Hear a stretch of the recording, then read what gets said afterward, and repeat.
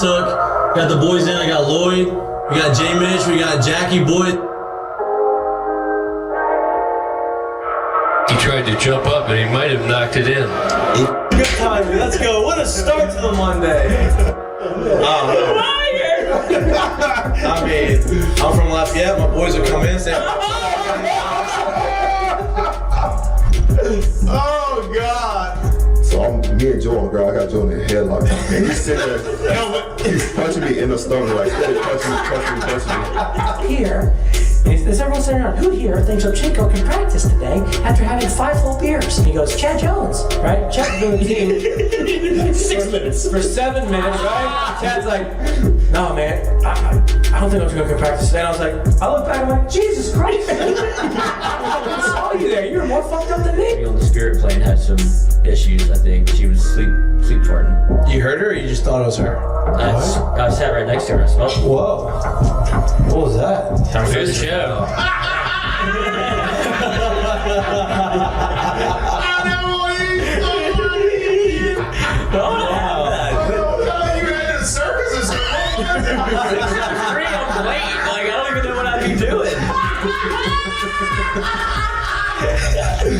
Now, when you do go to spring training, are you gonna bring your chinchilla and your turtle?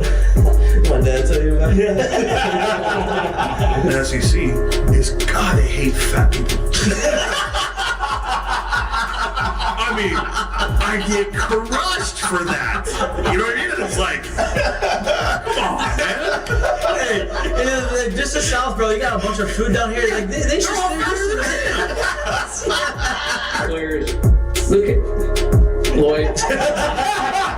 You know what, Lloyd? You're looking for a recruiting coordinator, coach. I'm here. He's like, I'll piss my pants right now. No way. We're wearing gray pants, long gray pants. He goes, I'll piss my pants right now.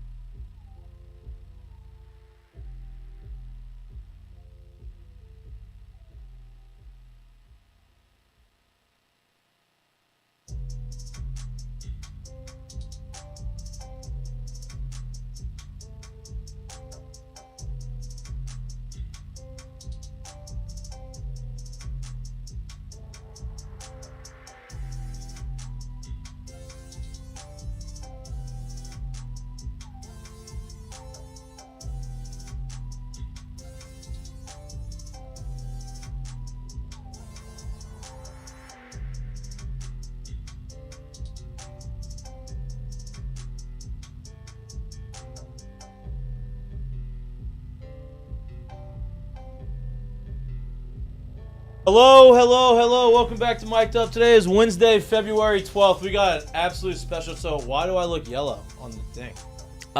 You're moving around a lot. Yeah, I'm sorry. We got a big show for you today. Co-host Jared Mitchell is doing some business stuff in Houston.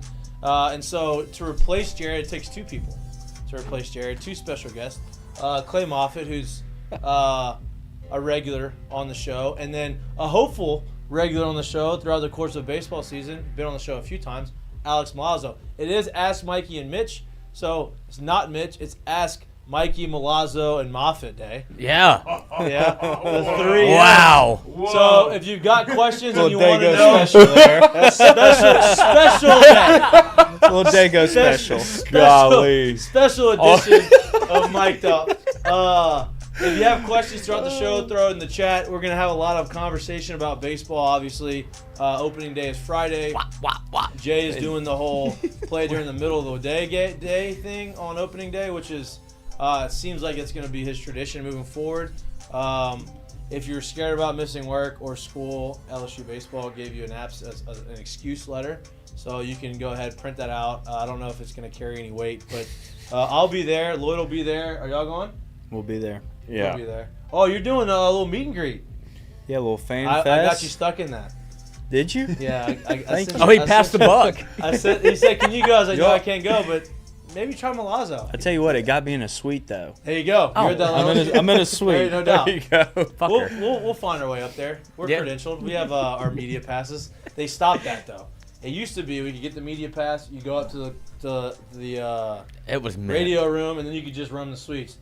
They caught on to it, and now they have 2 extra checkpoints in the suites where I can't go left or right. But we always figure our way up in there. Yeah, well, Mike, you also had like 4 people with you. Yeah, So. I was probably the reason why they did that. Rolling deep, Mike. I'd be like, Mikey, I don't have a sweet pass. You're good. Come on. Yeah, I was probably. a little cavalier. Yeah, it's okay. We figured it out. We learned our lesson. We're gonna be better at it. But we're excited about LSU baseball. One particular. Yeah.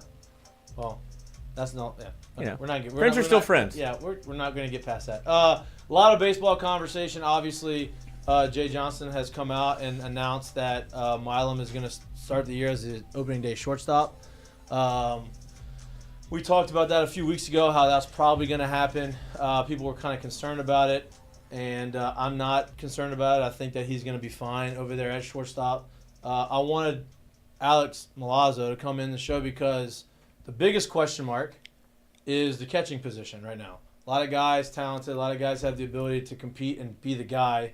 Who better to ask than a catcher, right? To talk about what it takes and what they need to do, what he wants to see from these guys. Obviously, the rotation and the pitching staff is maybe as talented as that 2023 staff, top to bottom. They don't have a Paul Skeens, but they have a lot of guys that are really good. If that 2023 staff doesn't get those 4 guys hurt at the beginning of the season, they may be the deepest, most talented pitching staff that LSU may have ever had. But they did get hurt.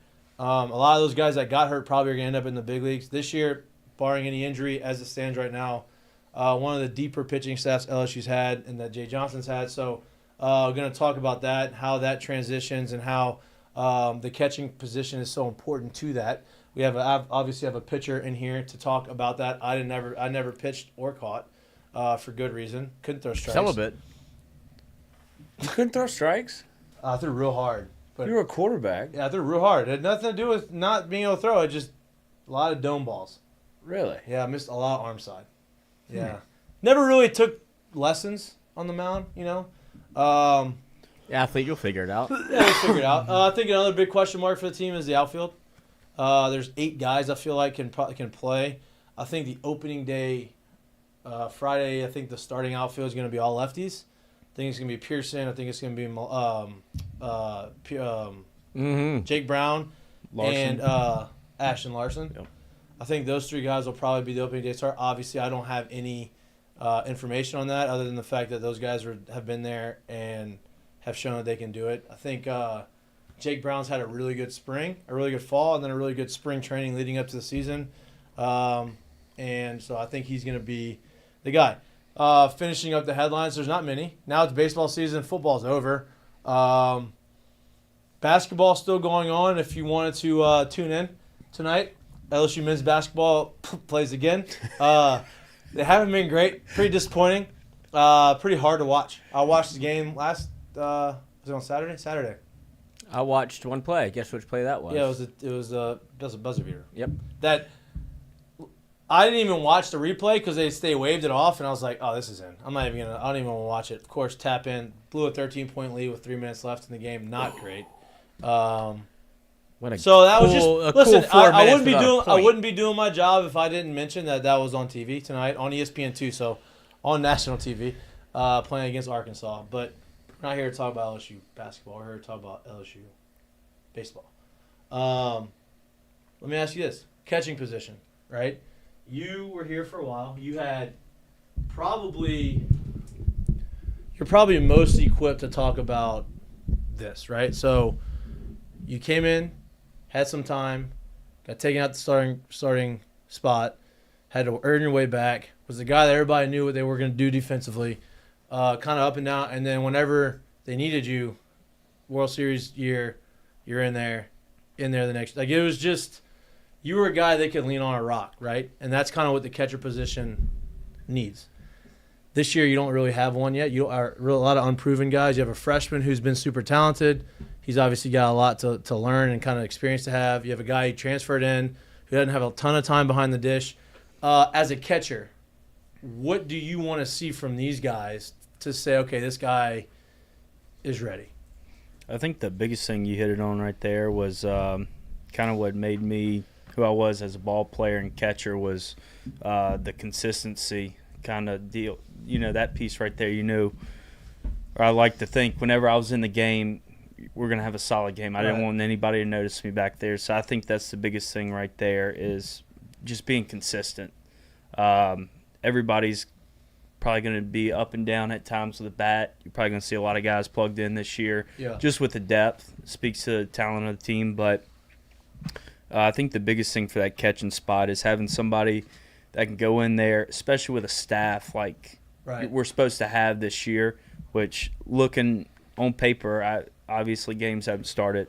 It's a really deep staff, and you need a guy that can handle that staff, control that staff, not just physically and play in the catching position, but mentally. Yeah.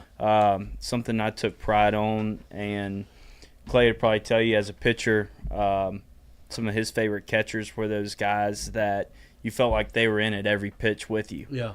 Being able to read that pitcher's body language and understanding each guy and what they need is super important piece. Yeah. So not only being consistent back there, but also having that leadership mentality and kind of taking control of things and handling the staff, because there's going to be a lot of new faces that step on that mound. I think there's going to be a lot of guys that probably haven't pitched in Alex Box Stadium or started in Alex Box Stadium. You got Chase Shores coming back after injury. I know Kade Anderson had some starts last year. Friday night guy. Yeah, Friday night guy. And then we got a new Saturday starter. So I think having a catcher back there that's in control of himself, staying composed, but also recognizing who's coming in the game. And, I always tried, if I saw a guy come in and he's real tight, nervous, like throw a joke out there on the mound, loosen him up, keep him relaxed. Go-to joke. I don't know. It all depends on the guy, and probably a lot of locker room talk on that mound. My favorite catchers, like stories that I've had of guys that I play with, especially as in pro ball. Like, let's say a guy doing pretty well, and then all of a sudden kind of gets in some side and gives up a bomb, right? I've had catchers go up to him and say, "Bro, that ball was fucking hammered." Oh yeah, right. And the pitcher wants to get mad. And he's like, "Yeah, that ball was. Hey, at least you gave it up. And if you're gonna give it up, at least it was a bomb, right?" Like, just that. Those comments, we get to talk. Just kind of, it wasn't cheap shot, right? So it just kind of levels their anxiety. Yeah, I mean, you also control just as much as the pitcher on the mound is going to control the pace of the game. The catcher has a lot to do with that. Yep. There's certain guys, as soon as I'm catching, I'm not holding it there long, I'm getting it right back to him. That guy wants to roll. There's certain guys that you can kind of read the game. You can read his body language. You can kind of just have feel for the game. And there's certain guys like, hey, you need to take a step off the mound. Coach Yeski talked about this a lot, and I'm going to zip one back to him. And that's telling him I need to take a step back, take a deep breath. Yeah. And there's certain guys that get so fast, they get out of control and I might lob one back there and that's telling him, hey, a lot of guys had a focal point was at the top of the stadium. That's telling him, I'll lob back, hey, get your focal point, take a deep breath, slow the game down, relax. So I think I don't know who's catching this year, who's starting out. I know we have some young guys, some new faces. They're all new faces, but it seems like Luis is going to be out there opening day. I would imagine Luis is probably going to get the opening day start. Yeah. And Aaron Beatty's probably going to get some starts. I like him. I think he's going to be good. I mean, he's obviously a freshman. He swung it really well. I've only seen one scrimmage, and then I'm going to get to you because I want to ask you about the other flip side of it. But I've only seen one scrimmage. Me and Lloyd went a couple weeks ago. It seems like out of both of them, the better of the two at throwing guys out, like being a catch and throw guy, Aaron Beatty, right? Luis Hernandez kind of looks like he just takes a long time to get it there. Doesn't have a bad arm. More Chad Pennington than Aaron Rodgers. Well, I'm just talking about delivery-wise. A little bit but elongated. like he has a good arm. It wasn't like it's a bad arm. Chad Pennington had a little noodle, accurate. like the Chad Pennington had to throw the ball 3 steps before the guy got out of his route before the ball was there on time. Yeah, and I think it's important too. Like roll a few guys, give each guy's time because we've all been freshmen taking that first at bat in the game. No matter how many reps you take in inter squad, it is different. The heart starts beating, speeds up a little bit. But no, man, I'm looking forward to it. I think Luis is going to do great. He's obviously had experience, but just slowing the game down for everybody. Well, I just want to ask you a question. So, you're naturally a leader, right? Like just how you carry yourself, how you talk, how you walked around the locker room, how you walked around the field. Like there was no question, like when you were a game, you were the leader, you took control of the game, and you've said it 10 times sitting right here. For a guy that hasn't played at Alex Box, right, how are they a leader? How do they can take control of the game with the experience of a guy like yourself? I mean, like it's almost like you showed up to LSU and already had that. I don't know if that's just natural, that comes naturally to you, but how does a catcher take control of the game? Like what is some of the stuff that he's doing? Is he vocal about it? Is it by his actions? Like what makes that guy separate himself to where when he's behind the plate it's like, oh, we're good? Yeah, I think it had a lot to do with how I was raised. I was always catching. I was always playing quarterback, free safety. I had 2 parents that were coaches. Yeah, that's why I didn't say your dad was going to let a lot of things slide, huh? Yeah. So I think a lot of it was natural. I always found myself in those positions growing up. But I think it comes natural to certain guys. Like it came more natural for guys like me, Kade Beloso, those Elmers, those type of guys. Whereas like a Paul Skeens, Dylan Cruiser, they might not say a whole lot, but it's more so their actions and just seeing the consistency, how they go about their business. But for me as a catcher, something I always talked about was the toughness. That's something I was raised on, was that football mindset. Mm-hmm. I mean, both of y'all were football guys, but like you're going to block a ball with your teeth if you have to. Yeah, like whatever it takes. It's the toughness aspect, and if you think about it, play football? Yeah. How long? How long can you play? I didn't get the offer after. Did you play all through high school? No, yeah. I thought you enjoyed just being okay. Oh no, these concussions speak for themselves. I apologize. We just had a conversation about this. Lloyd was marching at halftime. they shoot him up in Ivy and sit him out in that band. No, man. If you think about it, it's the only position on the field where everybody's looking at you. Yeah. So I always took pride in that toughness piece. First of all, my body language. Right. No matter how bad the game was, no matter how bad things were snowballing out of control, whether we were winning up by 10, losing by 10, I never wanted you to watch a game and be able to tell what was going on. And I wasn't going to let my emotions get the best of me because it was always felt like it was my job as a catcher. Big body language no matter what. And at the end of the day, that guy right there on the mound, a lot of them are getting confidence from you. Right. Are you building them up after 100%. each pitch? And it's the small things from like the glove like tap. the head nods. Yeah. Busting on and off the field. I always try to bust on and off the field. But not only that, I think the toughness aspect is super huge. And I think my energy or a catcher's energy has a lot to do with how those guys in the field play. 1,000,000%. Like if I'm upbeat, I'm keeping the game tempo fast. I'm busting up and down the line. Guys see that and they feed off that. So I think that's and when a good pitchers are thing. struggling, right, and they're going through it and they're looking for any type of help that they can get. If you got a catcher that's just like this and he's like lazy, that crushes them. He's like, damn, this guy didn't even believe in me. Like my catcher's not even with me because maybe he spikes 3 or 4 balls and he's wearing you out, and all of a sudden you get a little lazy on one, and he's looking for any type of help that he can get. If you don't give it back to him, you're the only person that can really give. Shortstop can call time and go talk to him. That ain't gonna help because he's throwing at you. You need to tell him that you're the guy, right? And I think a good example of this, right, is I was actually telling a story today. Justin Verlander, Hall of Famer, right? Going to be potentially, I don't even know if he signed, but potentially 300 wins. He was the most, and I'll say this without being mean, but insecure superstar I've ever seen. Like, he needed validation. Alex Avila, spring training, Justin Verlander would throw 100 his first outing. Spring training, he's throwing 92. And so he's like not thinking as good, and Avila's sticking. He's like, yeah, that's it.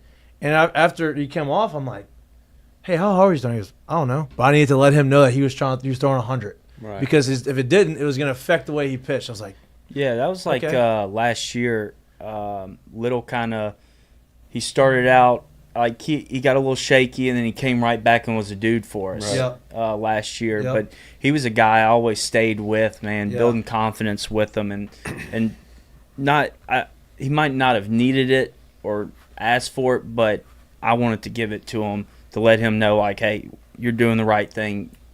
That's it right there, that type of deal. But also something that helped me stay engaged was being one step ahead. Like always talking in between pitches, always telling guys where to be. That kept me locked in, and then also gave me confidence because I knew, hey, if this is happening, this is where we're going, this is what we're doing. And it helps you slow the game down too. As a pitcher, how important is that for you? From a catcher standpoint, man, I mean, for me, I was a quick guy. Like, I wanted to roll. I wanted to get out there. I wanted to throw as little pitches as possible, as fast as possible, and get back in the dugout. Because the longer I was out there, the less time we had to score. Yeah. You know, so. And the worst, the longer the defense wanted that. Dude, when you got a guy that's been out there and it's like you feel like the game is dragging, there's no momentum. Right. And baseball's a lot about momentum, man. I mean, you got teams that go and make a super regional just off of the momentum. Right. You know, like they get hot. You hear it all the time. They got hot at the right time. So for me, I wanted a guy like that was going to be quick, get the ball back to me, make a stiff throw. You know, like even if it was what would aggravate me was a guy like if it was a close pitch, but it was a ball. Like you knew it was going to be a ball, but it was somewhat close. Them not even trying to make it look like a strike. Right. You know, but like a guy that's going to stick a ball that's two balls off the plate, stick it. At least it makes a hitter think like, ooh, like that was close. The umpire fucking sleeping. Or like, damn, he hit catch the umpire sleeping. Yeah. So like just having that attention to detail. Like I like the guy that was super detail oriented and would just get the ball like fast to me. I didn't need I was already intense and I was already locked in. I didn't need like that vocal encouragement. Yeah. I just like pace. You know, hey, let's get in here, let's get out of there, let's go score some runs. You know, so that was kind of what I liked. But I also like not having to worry about having control of the game. Like, hey, I'm going to come in here, I'm going to throw some fastballs, I'm going to throw some breaking balls, I'm going to get back in the dugout. He's going to worry about everything else. You know, I want this thing to be quick, and you worry about the control of the game. I'm going to just do my job and get out of there. So having that control, I didn't need, the vocal, come on, me and you right here. You needed tempo control. I need tempo control. Yeah. You know, that's just how I was, because I was already dialed in. Right. Part of that is also having a guy that's going to block up a pitch. There's nothing worse than you throwing a good slider and it gets by the catcher and now all of a sudden the ball's there. Hey, time, new ball. Like runner on third base and you got to throw a 2-strike breaking ball on the back of the plate. Like you got to know that dude's going to block up and throw the guy out at first base. Which I think is important that's for these young guys. Confidence. But again, it's going back to, you said this at the beginning, knowing your pitchers. A guy that really knows his pitchers and knows that I don't need any talk. Just get the ball back to me. Let's get this tempo rolling. Let's get out of here. Versus the guy that might need that. Yeah. Might need you to slow the game down. That gets, too loses control of himself, Right. you know, or isn't as locked in. Like, you got to know those guys, and for a catcher, especially one that has – dude, when you got a brand new team and you got arms coming from all over the country that have never played here, and you got a catcher that's a brand new guy, you have how long? How many inter squads or how many fall games to learn your staff and learn those guys? How do you learn them? Like, how do you expedite that? Is there a way to expedite that? So for me, I came in at LSU, stayed at LSU, so there was, there's a lot of guys that stayed with me all the way through. You knew 'em. But yeah, I knew them, so it made it a little bit easier with the new guys. And when the portal, it did flip a little bit, and you're seeing a lot more new faces coming in. But I think what was super important for me was, one, establishing that leadership early on. Right. That way guys trust me. That way if I say something in a bullpen or inter squad, Right. it's just like, this guy blows through workouts. He's not doing the right thing. Why am I Right. going to listen to this guy? Whereas Right. if I kind of set the tone, like, hey, if I tell you to do something, this is how we need to do it. I want you to be great. Right. I want to win. I wouldn't tell it to you if it wasn't Right. going to contribute to winning. Yeah. But in the bullpen, it starts on day one in that bullpen. It stinks. It doesn't stink. It sucks. Yeah. And that guy spikes. Uh-huh. That guy's spiking curveballs, working on his stuff. And I'm not in that bullpen just moping around like, God, I got to catch bullpens. One, I look at it, I can get better. That's what I'm saying. I can learn this guy's tendencies, because that's another big thing. Yeah, where does he miss? God, that's such a huge thing as a Right. catcher, is knowing that, hey, if this guy gets a little worked up, his fastball's going to sail here. He might cut it. Yeah. His slider, it's going to miss here. He's going to spike it here, and that anticipation is what allows you to block a baseball. Yep. It's 95% mental. One, I'm determined. I'm expecting it. Like I said, one play ahead. Right. Guy at third base, this guy's about to rip the crap out of it on an 0-2 count. I know where it's going. Yeah. This is where his miss is. Yeah. I'd rather give up a little receiving to keep that guy at third base to be able to block that baseball. Yeah. But, I mean, it starts in the fall, getting to know each guy. I literally had a book on each of our pitchers. I still have them with me to this day. I had notes on each guy, tendencies, mindset, like how I needed to have interactions with them. If I needed to slow the game down, speed the game up, what helped these guys. And then also listening to a guy like Coach Yeski in that bullpen, making those corrections with the guy and seeing what happens, and that way he doesn't have to take time out. I don't have to take a timeout. Right. I can step out in front of home plate and look at him and be like, hey, that's his cue right there. Yeah. Like, this guy's gonna fly open or whatever. Right. But just staying one step ahead, and I think it gets established early on in the fall. I'll tell you this too, really good. Having a good pitching staff makes catching that much easier. Oh yeah. Oh, dude, no doubt. It's like, get me off the like- field as fast like as we possible. had- yeah, having a good staff, it's like, no fun being back there at 110 Yeah. degrees in catcher's gear. but like having, Which we got over here in the corner that we haven't hung up yet, though. Wait, Appreciate that. yeah. it's like, like granted, we got, I'm gonna go a football reference here, but in the 19 team you have Joe Burrow, but then you have Jamar Chase, Justin Jefferson, and Terrace Marshall. Terrence Marshall as your receivers. Yeah, so right. those guys are all phenomenal wide receivers, but then you put Joe Burrow back there, they're going to make each other look that much better. Yeah. Very similar with a pitcher and a catcher. No doubt. Right? No doubt. If you got guys like Paul Skeens out there 100%. and Ty Floyd and guys like that, oh my gosh. And like that's what I was going to bring up earlier. Is like, I compare it to like 09, right? So when I was there, Gibbs was the catcher. And Micah was about as good as it got. He was a freshman. He earned a spot as a freshman. And you could throw 102 miles an hour at the ankles. And Micah's forearms are so freaking. His glove wouldn't move. Dude. Yeah. And he's a big target back there. And we had Ronaldo, 6'7", throwing 98 from the sky. Then you had Lewis Coleman throwing 94 from the third base dugout. Yeah, you just Like, he was cross body, nasty. I've had some guys I've caught, and like I'll start sweating back there. Yeah. 'Cause I'm like, oh god, he's about to spike 98 in the Yep. dirt. Yeah, This and is you not just fun. and it's hard. Like it's hard to make that guy like look good. But doubt. when you got dudes Yeah. that are in there dialed, it Right. makes your life. It makes that you much appreciate the Paul Skeens Friday night game, where I'm sure. like, all right, there might be one runner on this game. Yep. most part, I'm sitting back on a knee, strike one, strike two, strike three. I'm back in the dugout. Yeah. But also, like, You're painting a portrait. Yeah, it's easy. You don't even have to paint it because guys are going to swing and miss, whatever. Yeah. No doubt. But, I mean, the umpire relationship's huge. I could go on a spill for an hour on that. That is big time. Having umpires that trust you that, hey, when that ball's 2 feet outside, I'm not going to hold it there.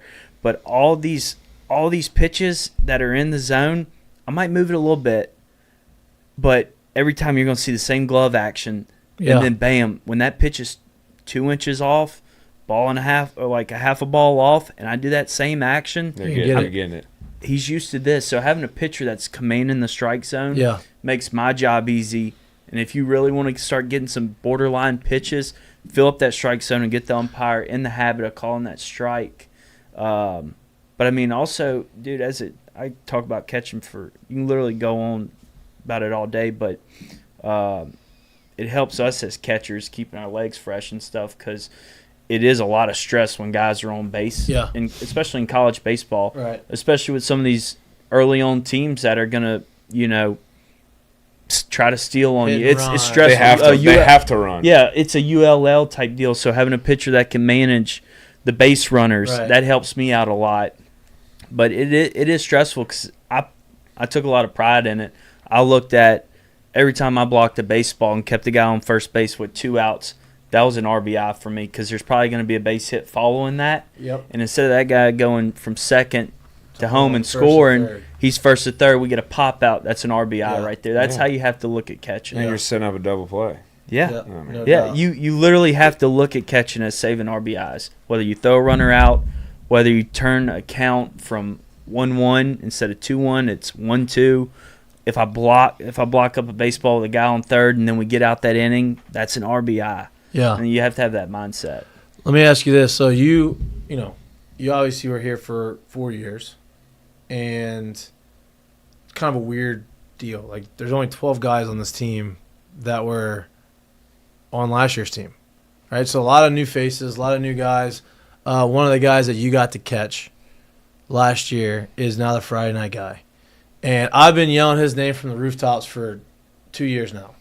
When I first saw him pitch, like, this guy is it. Like, this guy is going to be a stud, right? Kade Anderson, lefty, has super ride on his heater, big-time breaking ball. Young guy, needed to figure some stuff out last year, needed to have a little bit more control of the strike zone, all these types of things. Well, then you fast forward to this year, and everything that he's told me, everything that the staff's told me, everything that Jay's told me is different dude, right? Throws a hard slider. His changeup. I watched him. We watched in the scrimmage that we watched. He was pitching backwards a lot, and I was yelling at Lloyd. I was like, why the fuck is he not throwing his fastball? Because he's getting behind with some breaking ball. Not bad, like just kind of missing or, whatever. I was like, his best pitch right now is his fastball. Why is he not throwing it? Next guy, 94-mile fastball down away. Priester fouls it back. He comes back with the fastball down away, strike 2. Then he throws the changeup right off of that into the dirt, swung over at strike 3, right? And I was like, he didn't have that last year, right? He didn't have the ability to get a guy off of that because now he has a slider. Have you seen him throw? And I guess talk about the growth from last year to this year and how good you think he can be. Yeah, you look at Kade Anderson, and I don't know who y'all might think of, but for me, it's Clayton Kershaw. Yeah. Kind of the same over-the-top delivery, right on the fastball, that big curveball. But where Kade got in trouble last year was everybody throws hard nowadays. Everybody's going to the ride heater. So it's not as effective when, as an offense, all we're training on is maybe, close BP, simulating that rider off the machines. All these machines nowadays and the technology we have in baseball. Spin rate on them and stuff is crazy. It can simulate all the ride. And everybody's throwing hard. So you're not in a – it's power on power a lot of times, but I don't think you can just blow it by guys like you used to be able to. If Paul Skeens got out there and just threw a fastball, he would get hit. Yep. So that's where Cade in my opinion, got in trouble last year was he threw that big curveball, but it was such a big – it had so much movement on it and so much depth on it that as a batter, it was an automatic no. Yeah. No. Then what do you have to go to? You're Your going to have to fastball. let it beat you. Like, let it beat Correct. you. Like, if I'm hitting against Kade Anderson, every time I hit against him and he threw the curveball, Taking it. Yeah. until you can show me you can land that 3 times, I'm not swinging at Right. it.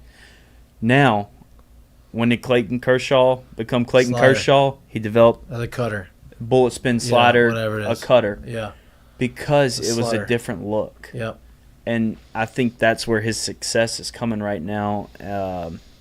And I haven't seen his analytics or anything this year, and he might be throwing harder, but he had a great heater last year, and he had great stuff. But it's the command of the second and third pitch that makes this super effective. well, and he's got a year of pitching the SEC under his belt too. Yeah. Which, I mean, that's huge. I mean, you know, after that, you go through those lumps, and now you know, okay, I can and can't throw this to guys too. Like, No doubt.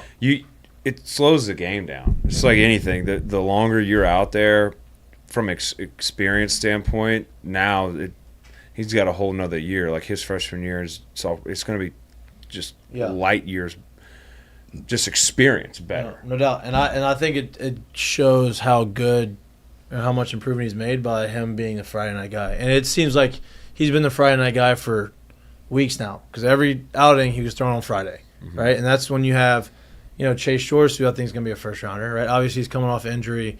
I think he's going to be a monster, right? Which that takes time too. No doubt. Like, no doubt, right? I had And Tommy so John, and it just takes time. Which it's not right.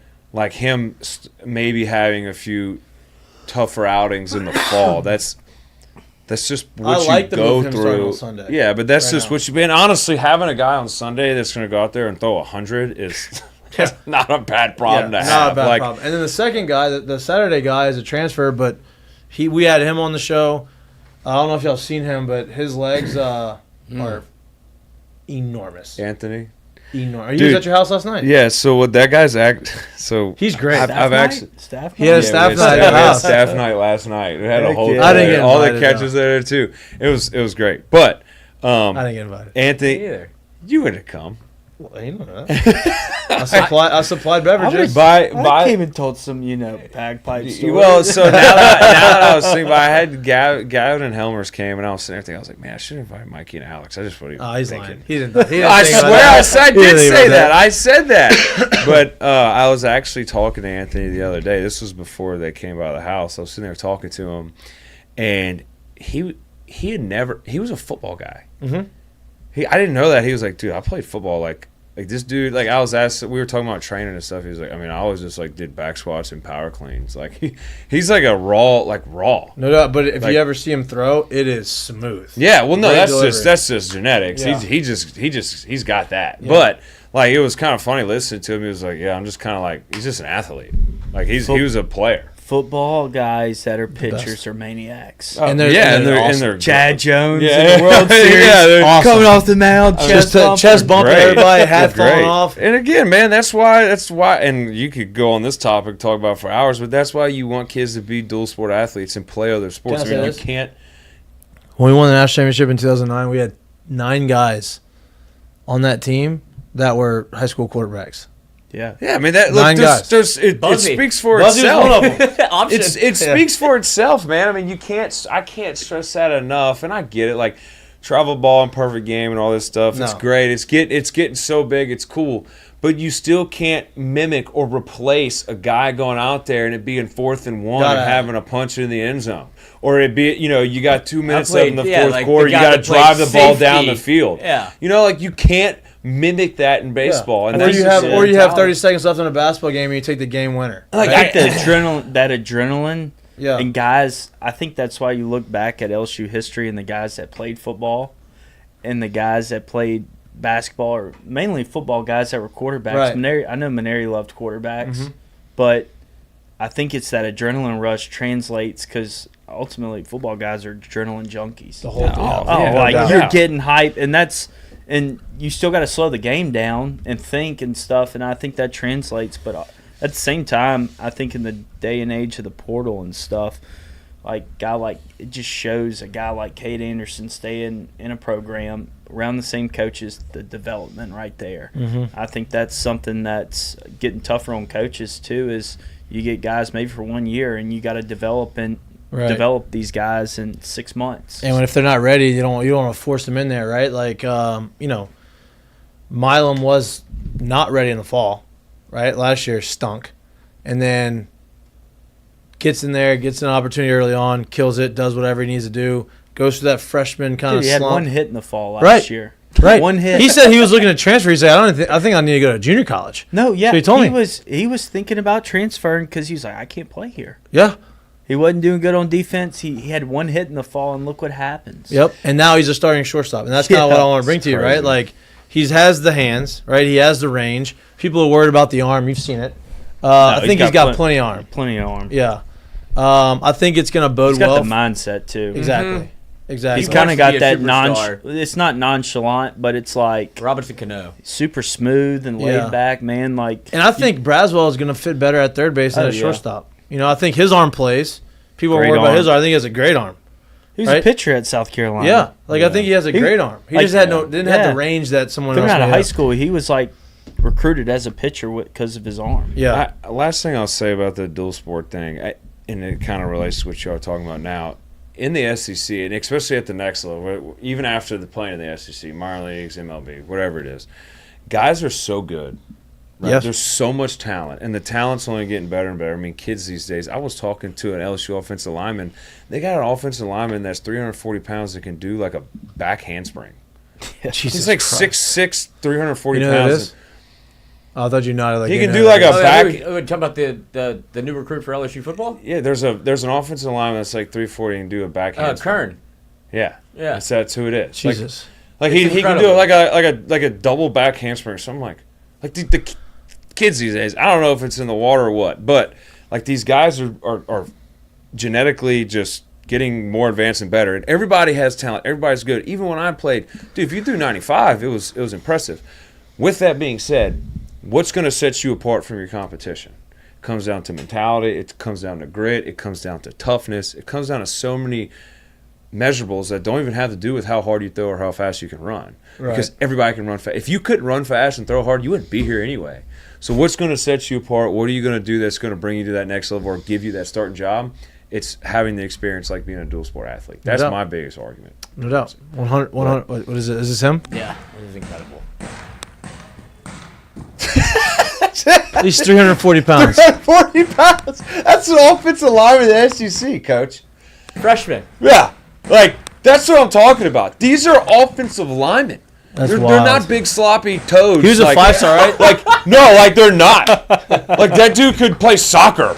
He's not wearing that crossbar. No, like these aren't big sloppy toads, man. Like, look at that. That's like the. I'm serious. That's like the left. That's like the I'm left. not making this up. That's like the left tackle for the. It's a backflip. The rugby guy. Mulata. He's huge. 6'6", 345 pounds. Was a rugby guy. Yeah. They said he has like 14% body fat. Yeah, it's crazy. 300 pounds. Undrafted.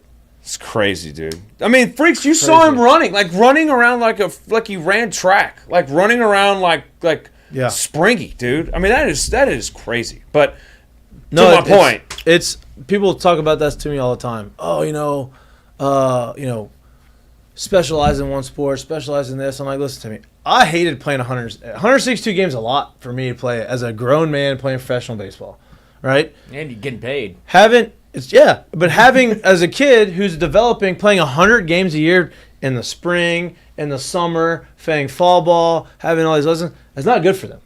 One, and I could tell the guys that I played baseball with that never played another sport. I could tell. Unless you're a pitcher and that's all you could do, right? That could just throw a baseball hard. Some guys, that's it, right? You weren't going to play other sports. Didn't have to be athletic. But position players, I could tell. Damn, all you did was play baseball growing up. You didn't do any other sport. Yeah, you're soft. Soft. like I'm telling you, that's what's gonna. But you think about it guys. too, guys. How many fighting necklaces do you need?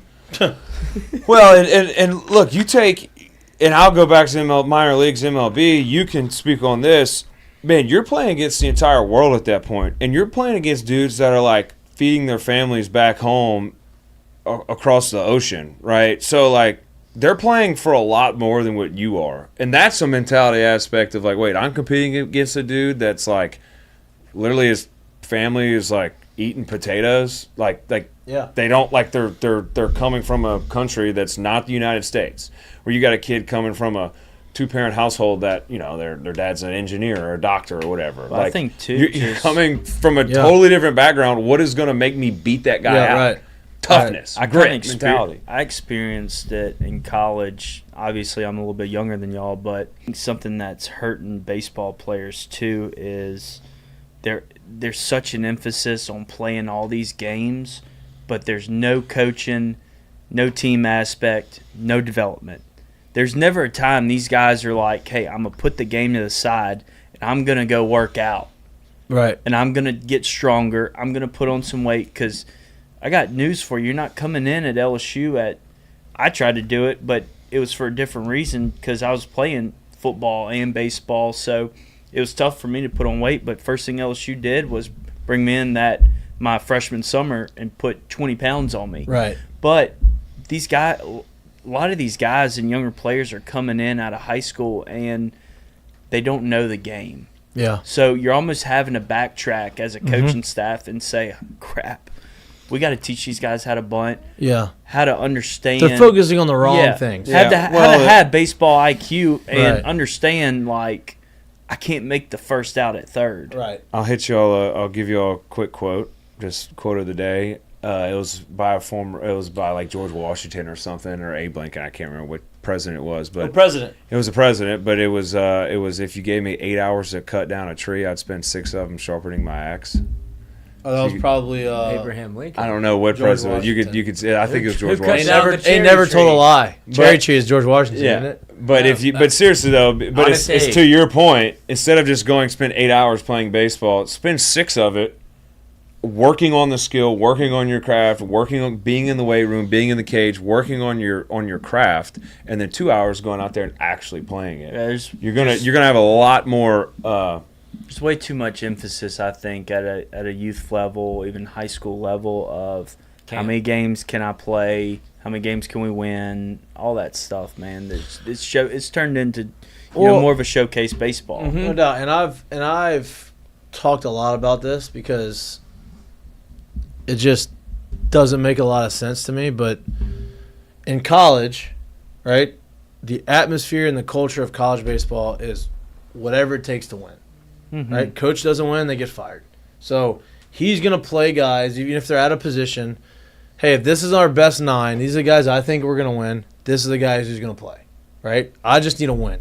Get a guy over, move a guy, sacrifice fly, whatever it takes to win, we're going to do. And more times than not, your numbers end up being better that way because you're not focused on the individual stuff. You're not focused on stats. You're focused on winning. Oh my! Right? Yeah, you look at all three of y'all. All of us can relate to this, but Lloyd was in the band in high school. For God's sakes. We didn't have a band, dude. Lloyd hit a homer. Lloyd hit a grand slam hungover. After prom. No, not hungover. Still drunk. Triple shy of the cycle. Couldn't get there. But, I mean, you look at – I Woke go up back on to the that floor. 2023 National Championship team, and the guys that were on the field when winning mattered the most and you needed those wins were the guys that cared more about the team, put the needs of the team above themselves. That was our saying. But not only that, cared about the university. I mean, on the 2023 team, look at all the Louisiana guys on that field. No doubt. And look at the guys that didn't start out playing at the beginning of the year. 100%. Yeah. Between Pearson, Joe Bear, me, Dugas, Beloso. Trey Morgan. The outcome was bigger. The outcome was bigger than the individual. Right. Yeah. And that's the point I was telling this to like a group of like business people. Like we were talking and it was like, I played baseball. I wasn't in business, but my like the way I could relate to it was that, right? I was like, hey, in college is what it was. Then you get drafted and you go in the minor leagues and the culture in the minor leagues is no longer about winning. It's about developing. It's about getting to the next level. It's about the individual. It's about, hey, I'm competing. I have a teammates. I have 3 other outfielders that I'm supposed to be friends with, but there's only one spot in AA in the outfield. So I'm competing against those 3 guys to get to AA. But you're supposed to be teammates, and you're supposed to go, and you're supposed to win. And so now instead of it being about winning, it's about, Give me the fuck hey, out of here. how am I going to get the numbers to get to the next level, right? And looking back, it's like if I was focused about winning, those numbers would have happened a lot quicker, right? So then you go up and you make your way, then you get to the big leagues. Now all of a sudden the culture flips to it's all about winning again. Well, you just spent 4 years in the minor leagues trying to get there, and all you're worried about is trying to get to the next level, playing well, and developing. And now you get to the big leagues, and now, hey, we got to win we got to win the World Series. Like, it's not about winning. It's about doing the little things, about doing, things that are winning baseball. And a lot of these guys have to get reprogrammed on how to feel that, right? And if you don't have good leadership on the big leagues, those young guys don't really buy into it, right? The good teams, the Dodgers, the Rays, the teams that have these farm systems that feel like every time they just keep replenishing the big leagues, they emphasize winning in the minor leagues. They incentivize these teams to win and give them bonuses and do these things they want to win. Yeah, right? And you can go look at, hey, who's won in the minor leagues? Like one year, I think the Rays, every single minor league affiliate of the Rays made the playoffs.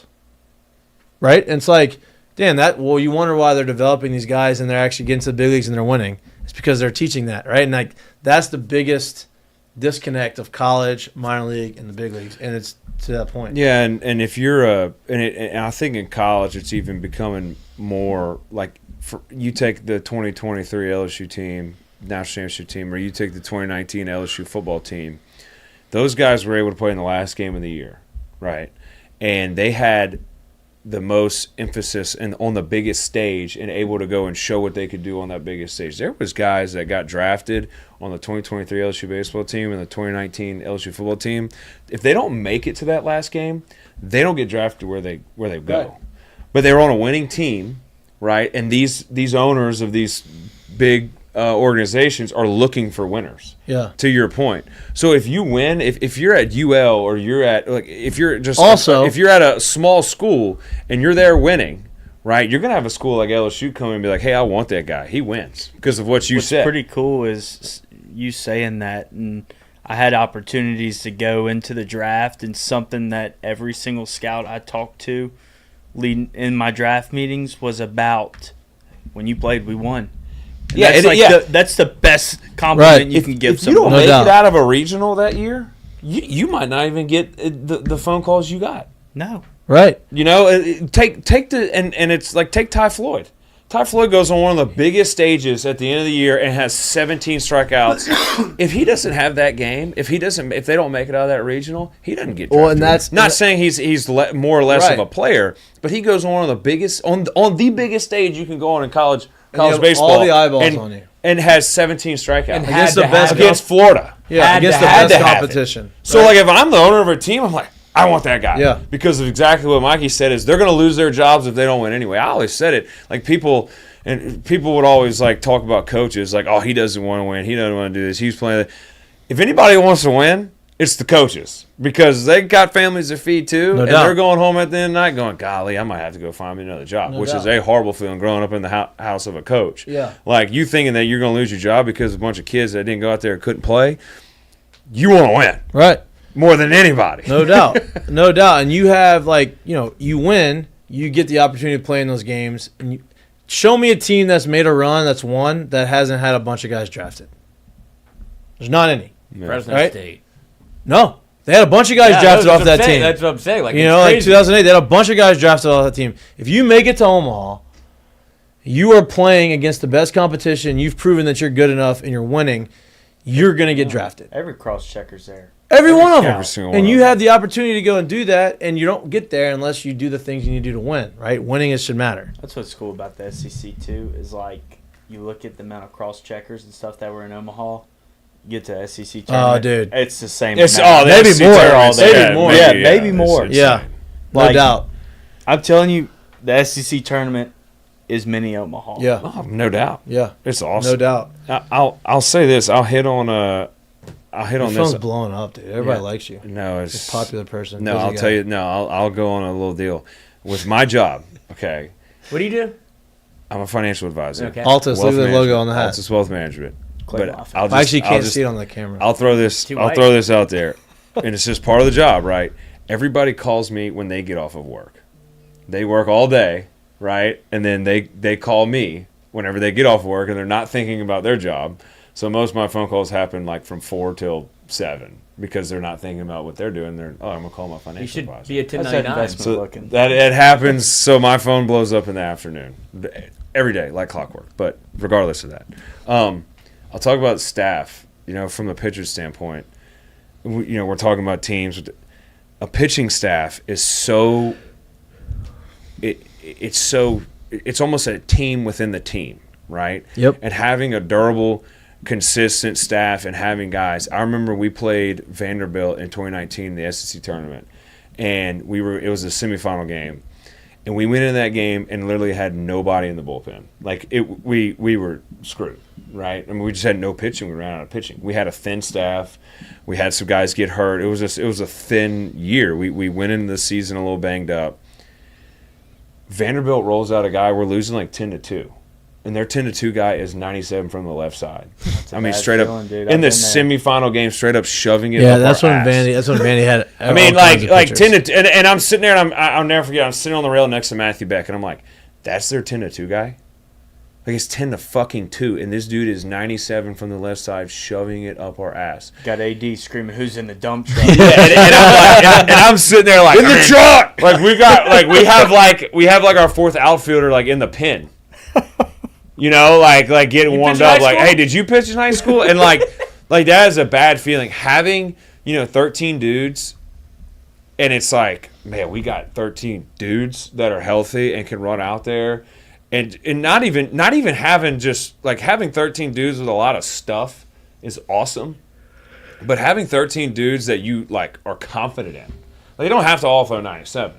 But having a guy like, and I think Will Helmers is a great example, but having a guy like can go in there and get you out or get you a pop-up or get you a ground ball to where you see that number jog out on the field, you're like, okay, we're about to get a double play. Dude. Like having those guys stacked up. We had a guy. He was the bet. By the way, when he came in the no game, doubt. Everybody's energy was like, yeah, it was through the roof. Like, I'll never forget, he catches it was like a SEC game, 2-run game. He's in the 9th inning. He catches a 2-out pop-up, and he points at everybody. He's like, shooting pistols and stuff like what the hell? Like everybody's fired up. Man. I was so disappointed in that regional. Not that y'all lost, because had y'all won, it would have been one of the most legendary pitching performances that LSU's ever had. Because Paul had to play third base. Had to have it, and he went 5 2/3.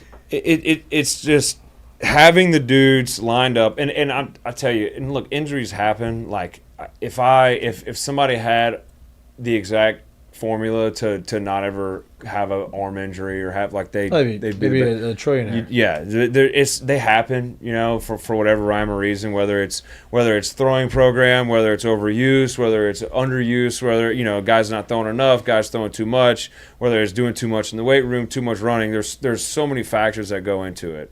Whether it's having a more efficient arm angle, arm action, whatever. But going into a season healthy with 13, 14, because you're going to have guys go down. But having depth and having a staff that is a close-knit, committed group to where everybody knows their role, and then it's a next man up mentality.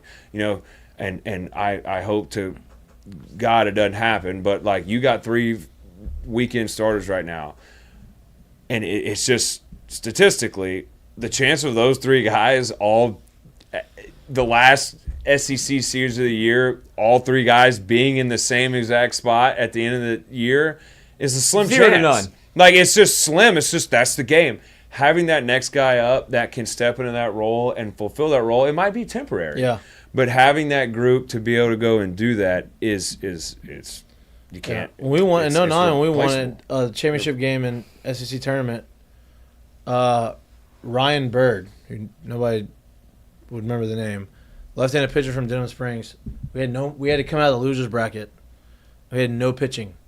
He started, went 7 1/3, 1 run. We won the game. Beat Vandy, right? Like same thing what you're just saying. Like you have to have a close net. Hey, it's your time to go. You got to go. Lefty thumber, 7 1/3, won the game. I tell you who nobody talks about. Little Clay Moffitt against JT Ginn. No doubt. In the SEC No doubt. tournament with a blown out UCL. No doubt. Hey, look, I was in there, man. I was like, I was just gonna, it was kind of funny. Like Russell screw it. Reynolds was one of they left him in one inning too long. But And look, Going against a first rounder, no problem. no doubt. And I didn't. Unfortunately, I ended my career. My arm felt great. I was hoping I'd just blow it all out and not have to worry about it. But I could still throw. I was gonna leave it. I was like, look, I don't care.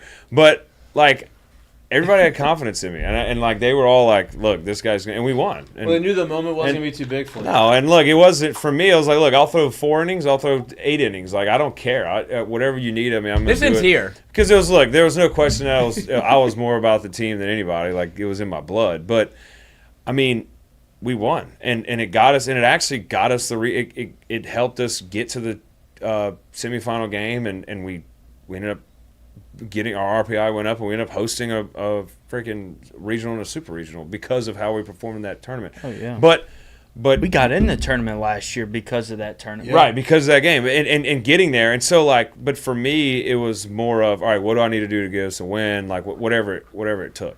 But having those type of dudes is, I mean, you can't replace them, and it's huge. Cannot replace a Gary Bertier. I think the toughness aspect too is huge, dude. Because, I mean, we've been through it.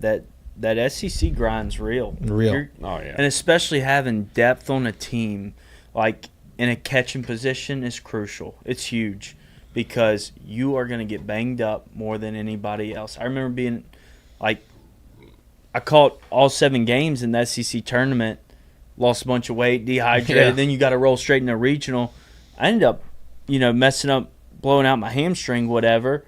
Going into the last game in Chapel Hill, no problem. We got another guy. Yeah. Same thing in outfield. We'd have guys go down with hamstrings, got another guy. But, I mean, having that toughness aspect, I think, as a catcher. Y'all need a Bo Lowry. Bo Lowry, who's a trainer for the Denver Broncos. Yeah, now. he's a goat. He was our trainer here. He's so good. And Jay Mitch, All right, Bo. postseason. You had Bo Lowry? Bo came back, remember? You're thinking of a different Bo. The redhead? No, Yeah. Bo came back for a year. he wasn't the LSU. He wasn't the baseball trainer though. Not baseball, but He was an LSU trainer For a year, because Yeah. he was He would come over to And then baseball. He came from the Saints, went to LSU. Oh, that's right. And then they got the head of the whole Saints deal. Yeah. That's right. Yeah. Bo, Jay Mitch, fucked up his hamstring. Bo, I don't know, built a fake hamstring. He every game would tape with that AC Frankenstein wrapping him. tape. this fake, huh? He Frankensteined him. Yeah, this fake hamstring to where it would help him and Jerry Ward the rest of the year. Oh yeah, we did the same thing on mine. You just ain't catching. you're not catching. Look, No. That's true. Right? He didn't catching catch. Right. skeins, like not a lot of people know this. We were in the SEC tournament. I blew out my thumb. Like I fractured, dislocated it multiple times. I was in the World Series, and like if you watch me at some of my were bats and wiggling stuff, it. oh yeah, that thing was numb. It was numbed up. That's the worst. Dude, a little cortisone shot will go a long Go way. a long way. Yeah. Hey, we have any questions? We have a ton. Okay, Oh, perfect. God. Let's go. Yeah, they're a lot for you. Huh? A lot for Milazzo. Yeah, definitely not for me. No, They hear me they talk. get you all the time. They hear me talk too much. Yeah. Let's get into a little bit of Ask Him and and there I mean, you just got M's, man. All He's M's. got all Moffitt, M's. Mitchell. I want Mahtook, them. I want all the M's. Milazzo, you got all the M's. It's a Yeah. Dago party. We Yeah, ought to was- just put Mahtook, Milazzo, Moffitt, and Mitchell jerseys in here. That'd be sick. I'm waiting for it. Can y'all give him one? Yeah, Jared's You could got have it. mine. Can y'all give me one? DH gate, dude. The what? That DH gate. That Chinese website. Oh yeah, you can make anything you want. Yeah. I'll donate a jersey in here. I don't have any more. I just want to get my jerseys back from LSU. You haven't got them yet? I got a few. I got like my Mine senior back. day and my national Mongo championship. I want screwing the you rest up. of them. Mongo screwing you up. If Mongo's watching this show, I want my jerseys. I tell you what, me and Mr. Woodward are gonna be sitting at sweet. I'm gonna tell him, Hey, dude, if Mongo doesn't get my jerseys, he's gone. What we got, Lloyd? We got a couple questions here. This is going to be just rapid fire because there's a ton, and you can either like them or dislike them. But I'm just going to ask them all. Oh, ask crap. him. Alex, what was better, throwing a runner out or calling the perfect pitch to get the best hitter out in a crucial moment? Ooh, throwing a runner out. No doubt. That's what every catcher lives for. He did a lot. I liked the catcher loved throwing a runner out better than me throwing a perfect pitch. I like Honestly. nobody even Get me out of here. trying. Getting a guy, That was- when the catcher threw was- somebody out, it was the biggest grace of. I like. Like, that guy, that's awesome. I almost like throwing a guy out from the outfield more than I like. Oh, that's every outfielder's dream. And the best was, he said, it's like, man, the best was when they didn't run. The best was you came out in the outfield and you had a fly ball and there's a guy on third base and you know he should tag and he come up and they don't tag. You're like, ha, yeah. Oh, there was That's a nothing. good feeling. I'm telling you right now. I know. I don't mean to drag this out. I love to throw the baseball. Yeah. And whenever I threw down to second, I would cut that shit out early with teams even thinking about running. ULL, like a team that plays that style of baseball. Yep. I would come out in between innings, that first throw down, I'm letting it eat. Yep. And as quick as On the possible. money. And I see that coach down at third baseline, and he looks at that watch. He's like, We're done. and he shows the guy next to him. It's like, Yeah, we ain't doing that. yeah. Sure, that's right. That's how you. Yeah, that's how you set the tone for the game. Let me I shut love this shit that. down early. No doubt. Yeah. No doubt. And there was nothing better too when you threw a guy out and you could start jogging off Oh, you before the knew ball it, got and you there. knew it. Yep. Oh, that's big league right there. Yep, walk it off. Ask him. Robert Plaisance. Who do you pick for LSU's first home run this year? Who? Oh, okay. Didn't we? No, we didn't do that. We did leading in the home runs. I think that's a pretty good case for. I mean, we're gonna go the easy one. I think Dickinson starts the. I think Jared Jones hits the first home run. Oh yeah. I think it's a long one. He's gonna get a lollipop We to went- this we guy went to- from Purdue, Fort Wayne, or something, and he's gonna hit it off his face, off the scoreboard, or something. I'm gonna sleeper pick. I Milam? think Milam That's a or good one? Jake Brown. That's a good. Jake Brown's been raking. Let me tell you something. That dude's a freaking ball player. Yeah, raking. Ball player. Louisiana guy. You think he starts in center? All right. Jake. Yeah. That's the big If question. we go all lefties, and Stanfield isn't out there, yeah, right. Because that's if he's not out there and we're going to all lefty outfield, He's Jake a- Brown's in center field. Yeah. All day. Yeah, I think so too. But I think Stanfield's the only. Well, then you got Curiel, that freshman who apparently everybody who's I been forgot. killing it. Yeah. Right? So like, you probably got 5 guys that you can throw. I know he's been throwing Fry out there too, right? People forget about Fry. He's been hurt, banged up, but like he can swing it when he gets. Physical specimen. Yeah, he's a big dude. So He's a I don't know. specimen. Yeah, but yeah, I mean, I think those top 5, those first 5 are the guys that are going to go. I mean, they're all going to get at bats. I think the first weekend's going to be all 3 lefties. Or first Friday, the first game, all 3 lefties. Yeah. And then just if you are worried about Pearson at any point, just wait for baseball. Just to put matter. guys on scoring position. He's going to get a base hit. Or just wait for a game to matter. Listen, Clutchest man of all time. look, anybody that talks about Pearson can kick rocks because you know what? When it comes to the biggest moments, the toughest competition, that's who I want to No play doubt. right there. He's calm, cool, collected. Well, I think Game's y'all are never kind too of in big. that same vein. That's He- big. It's big league Pearson. Yeah, he's going to put together in a professional at bat, and he's going to get a base hit. Doesn't You matter where might it's not coming. go to the field and be like, oh, look what that guy's doing, but like just You're going to see consistent. 240, 250. And you're like, that's the best 250 I've ever seen. Oh yeah, Because it matters. On Everyone- base like 400. Yeah, Puts together at bats, mature at bats. no doubt. Nobody talks about that. Nope. Professional at bats, no doubt. Now he's got his brother on the team. Garfield Yeah, completely different body types. and can run. Can he run? He can move. Wow, he's a big dude. Pearson family's freaks. Yeah, he's a big dude. Yeah. I heard he can run in some balls. I hadn't seen him run in one yet, but I heard he can. I wish Jacob came here. Which one? Where is That's he in the oldest. lineage? The oldest. That's the oldest. Really? I played against him in high school. Where'd he go? He got drafted. He was committed here. Oh, he got drafted out of high drafted. school? Yeah. Oh wow, is he still playing?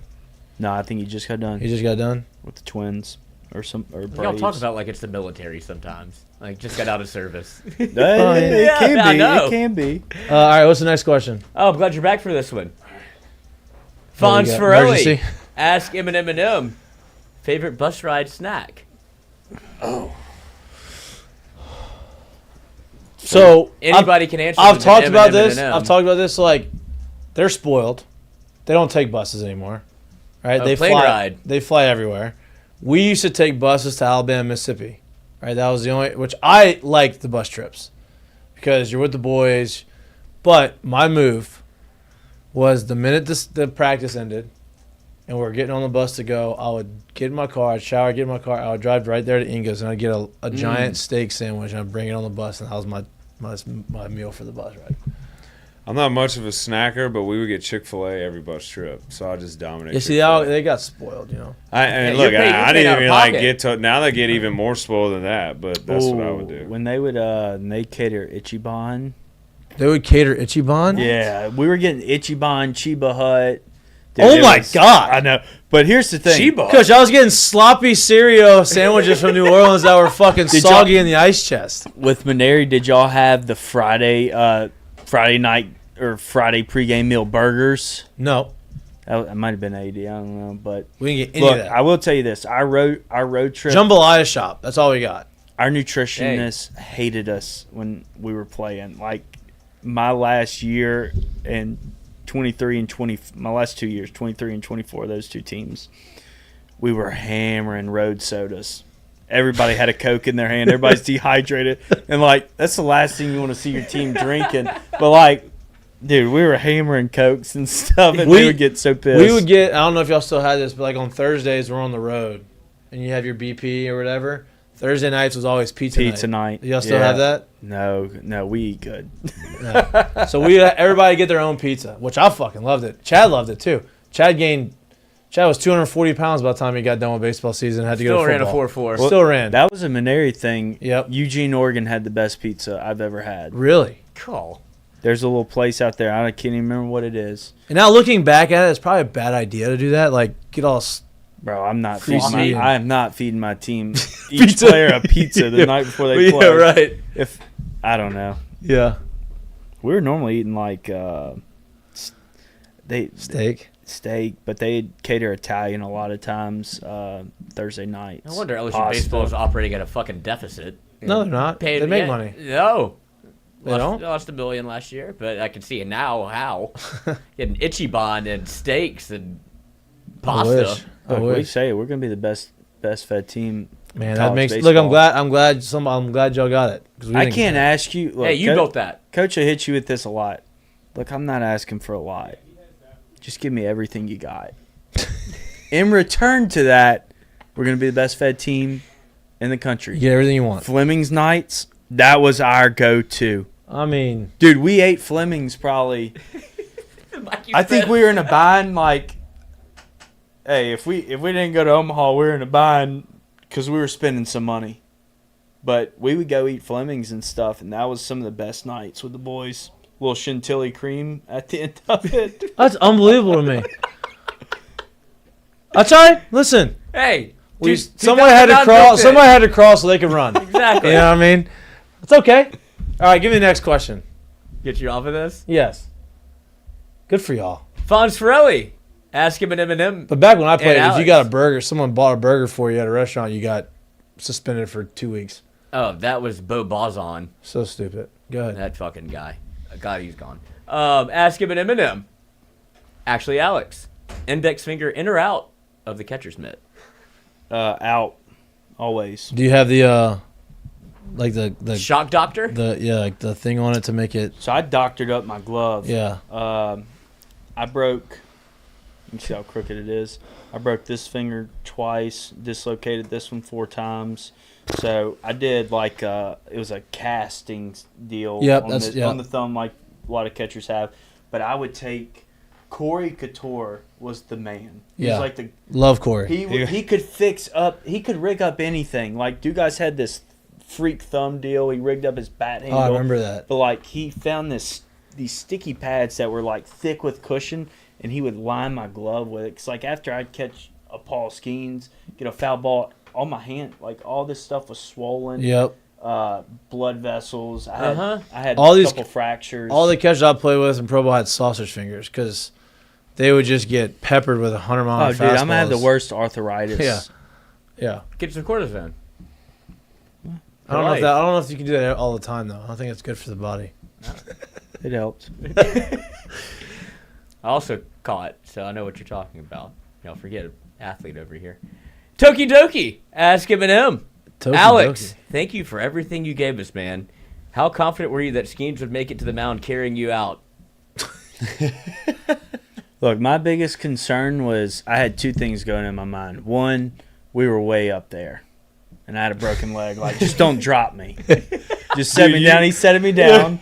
He set me down. But the other thing that was going through my mind, I was like pure happiness. Halfway out there, I was like, oh my God, this guy's about to go 1-1, and if he like stumbles and dislocates his arm or something, and you're on his back. I'm on his back. That would not be good. I just ruined the national championship right there.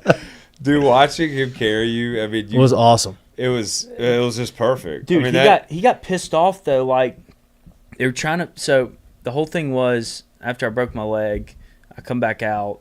It's like, oh crap, how are we gonna get him out to the pile without missing it? Because obviously you don't want to miss it. I really wanted to catch the last pitch and go Yeah, out of there, course. Right. But Fucking lunatic. yeah, I mean, you could have gone out in any better way, honestly. no. But like the thing was, it was like, how are we gonna get this dude out to the pile? And they had like shopping carts they were trying to think about pushing me out there on, and Skeens was like, get away. And the guys thought he was joking, and he's like, get off of him, get away. If he's not going out there, I'm not going out there. He's getting on my back. And immediately everybody's like, I don't know if that's a good idea. He's like, shut up. He's getting on my back. That's so funny. I wasn't arguing with the guy. No. Yes, sir. Yes, Whatever you sir. say. Let's go. So funny. I love that. That's awesome. I mean, that's indicative of the team. No doubt. That's what y'all were. That's why that you year. win. Yes. That was a military guy right there. Have you seen? Speaking of team, before you get to, have you seen the Red Sox. Yep. You know where I was going. On Netflix, the comeback. 2004. It's about the 2004 Red Sox. How they came back they were down 3-0 against the Yankees. First team ever. Yep. Have you seen it? Yes. Awesome. I've Talk seen about it. team. Talk about like when they clinched to go to the World Series in Fenway. They celebrated with the champagne. Every single one of those guys, led by Kevin Millar, who's awesome, went because like Fenway, Yawkey Street is in like the stadium, like it's gated off, like it's in the deal. They all left and went across the street in their uniform, in their metal spikes to the bar, and partied. That's so awesome. Awesome. That's like y'all saw the video of Saquon shotgunning the beer. Yeah. After Yeah. that's just that's Awesome. That's so cool. Awesome. Those are fun times. That Red Sox team was full of grinders. Grinders. Dirty beards, the big baggy Dustin Pedroia 3/4 sleeves. Bro, they had the Grind. shaved Oh, heads. They man. had Johnny. You had Johnny Damon. Jan Gomes, I Yeah. think. You had no, not Jan. Not Jan. Who's a big redheaded beard? Oh, that was Nixon? talking about Euclid. No, you had Euclid. I'm talking about That the was- catcher. Oh, Veritek. Vertek. Jason Veritek was Captain. there. The captain. Pedroia. Well, this was Pedroia was after. Pedroia was right after. Yeah. This was in 2003. You know who was their second baseman was in 2003 was Todd Walker. Todd Walker, and they had Trotty Nixon and right. And they had Trot Nixon and right. You had Pedro was on the mound. Kurt Schilling was the next year they got. Dogs. The coolest story with Pedroia and Big Papi was like somebody was announcing. It was like a didn't know his game. name. It was like a game. It was like for Pedroia's retirement deal or something like that. And he said he was hitting, and they're like, now batting Dustin Pedroia. And then they had a pitching change, and then Big Papi called him over. He's like, hey, what the F did he call you? He's like, Dustin. He's like, why the F would he call you that? He's like, because that's my name. I forgot what they were calling him. Yeah, they're calling him like PD or like or something like that. Yeah. And he was like, bro, I've hit before you for like the last 5 years. 'Cause I've this- heard this over the deal. Like, you're just realizing my name's Dustin? Bro, you'd be surprised at how many of those guys, the Latin guys, like they'll know you, but they only know you by the nickname. They don't know They you. don't know you. Like you could go talk to Miggy, and then Miggy probably only knows my last name. That's so funny. Yeah, wild. All right, Fonz Ferrelli, ask him an Eminem. For Alex, did you ever talk to an up to butter him up, or did you ever tell him he missed a call? umpire. I was very honest back there. I've seen you get in their shit sometimes. Oh yeah. They need it. Oh, like I would never show them up, but if you ever looked close enough on TV, I think TV would catch you sometimes, or if, like where y'all would sit sometimes, you could catch me. Like Yeah. I would tear into a few umpires, but I think that's why they respected me too, because like they would ask me, and a lot of guys have no feel in baseball, believe it or not, and they would be like, "Oh no, that's there." And umpires are smarter than you think. Yeah. They're not just some idiots that get hit by foul balls Right. and call balls and strikes. Like these guys know baseball, and umpires will test you and say, "Hey, did you have that there?" They know it's not there. Yep. They're just seeing if you're gonna lie to them. Yep. So the best thing to do is be Honest. brutally honest with that No doubt. umpire. Like, hey, you freaking missed that. Yeah. Or No, you're right. that's to a guy I didn't really care for, had a bad game or something.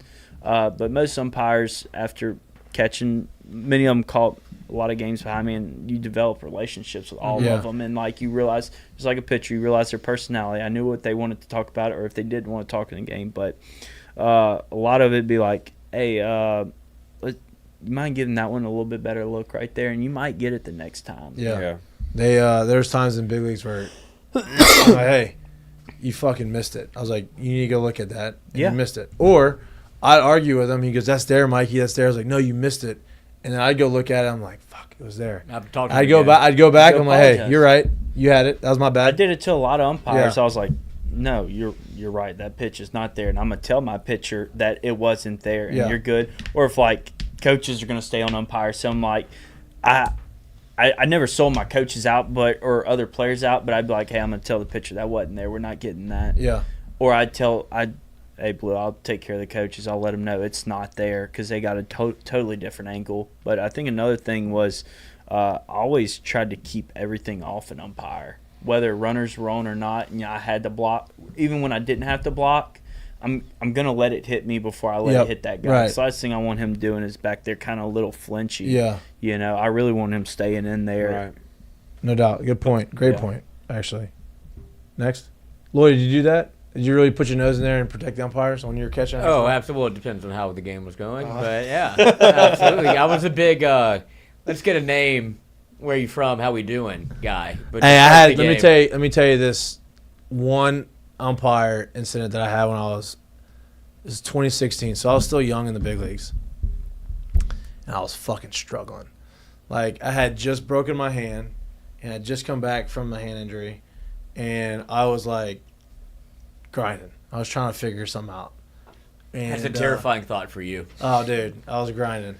And I had this umpire, and the ball was like in the dirt. Dude picked it. And it was a 1-1 pitch, and he fucking called a strike.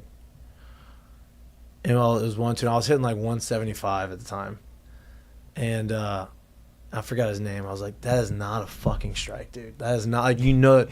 And he knew he was wrong, but he was like such a prideful. He was like, you're hitting 175. You can't fucking tell me anything. No.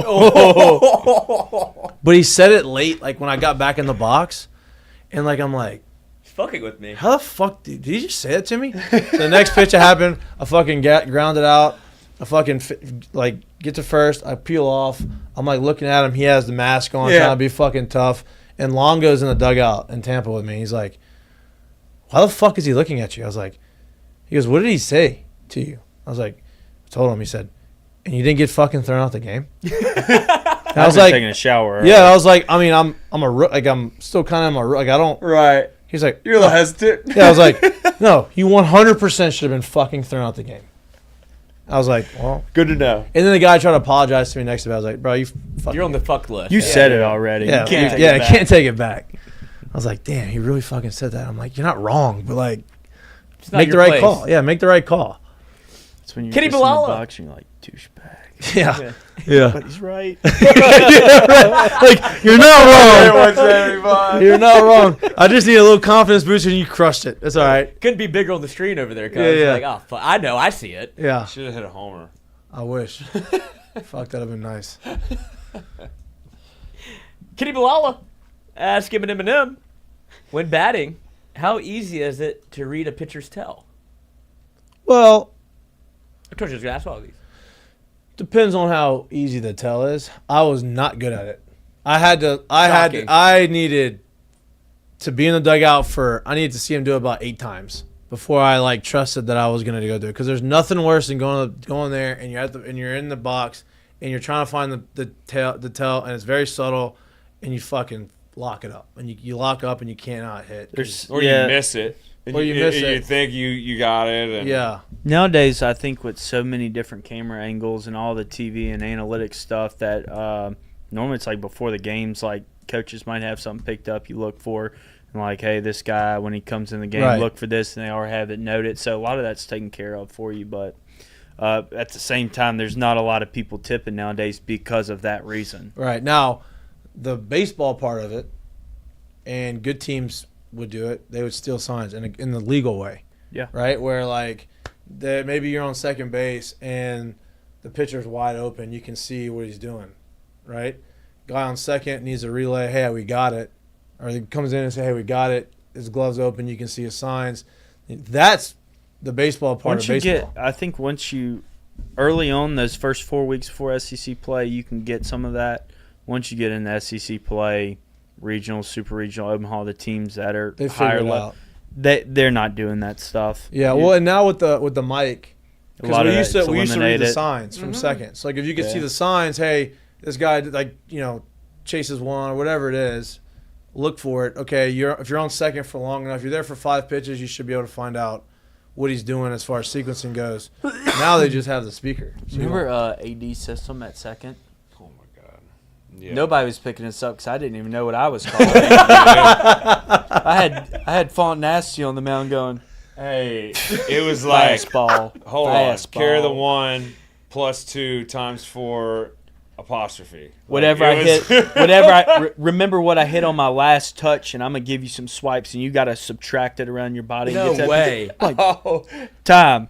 Hey, if you didn't have like a finance degree or an engineering degree, you probably weren't gonna figure it out. Dude, we had guys that were like dyslexic with learning disabilities, like bad at math. And play baseball. Like if you're. He's telling you to add this stuff, but really he's subtracting it. He doesn't even know what he's throwing. I don't know what he's throwing. It was Mikhail. Oh my God! It was cross-up country up over there, dude. It was like it was so scary. Think you're getting a break. Well, the funniest is like, dude, Nick Coombs tells the funniest story, but like Nick gives the sign, and Nick's a smart dude, and Devin's on the mound, and not to knock on Devin, it was tough, but like Nick's sitting there. Hoping, like, knowing it's a breaking ball, straight heater hits the umpire right in the face.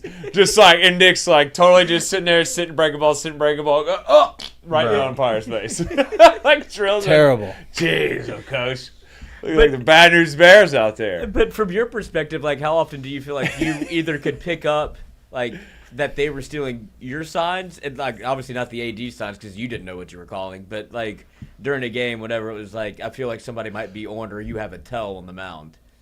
No, it might have happened once or twice. It really didn't happen enough because like I know it still happens in like Major League Baseball. No, there's people who tip it because like I know with Jay, like if we had something on a pitcher, we would let it ride out through the inner squad, and we might. That's what Jay said on our. We would literally show. tattoo some guys because they were tipping, and they might have had it point out, and they were still doing it, and that's when you can bring them back in and like, hey, remember we talked about this in the bullpen?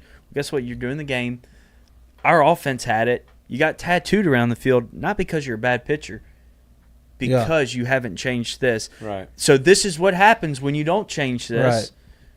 And then they change it. Yeah. Well, and he told us that last week when we talked about it. He's like, I let them make the mistakes, and sometimes we just go. That's real. No doubt. And I think that's a good way to do it. Let me ask you this as a catcher. How hard is this? So, me or him? Him. Oh. Yachty, right? One of the greatest catchers of all time.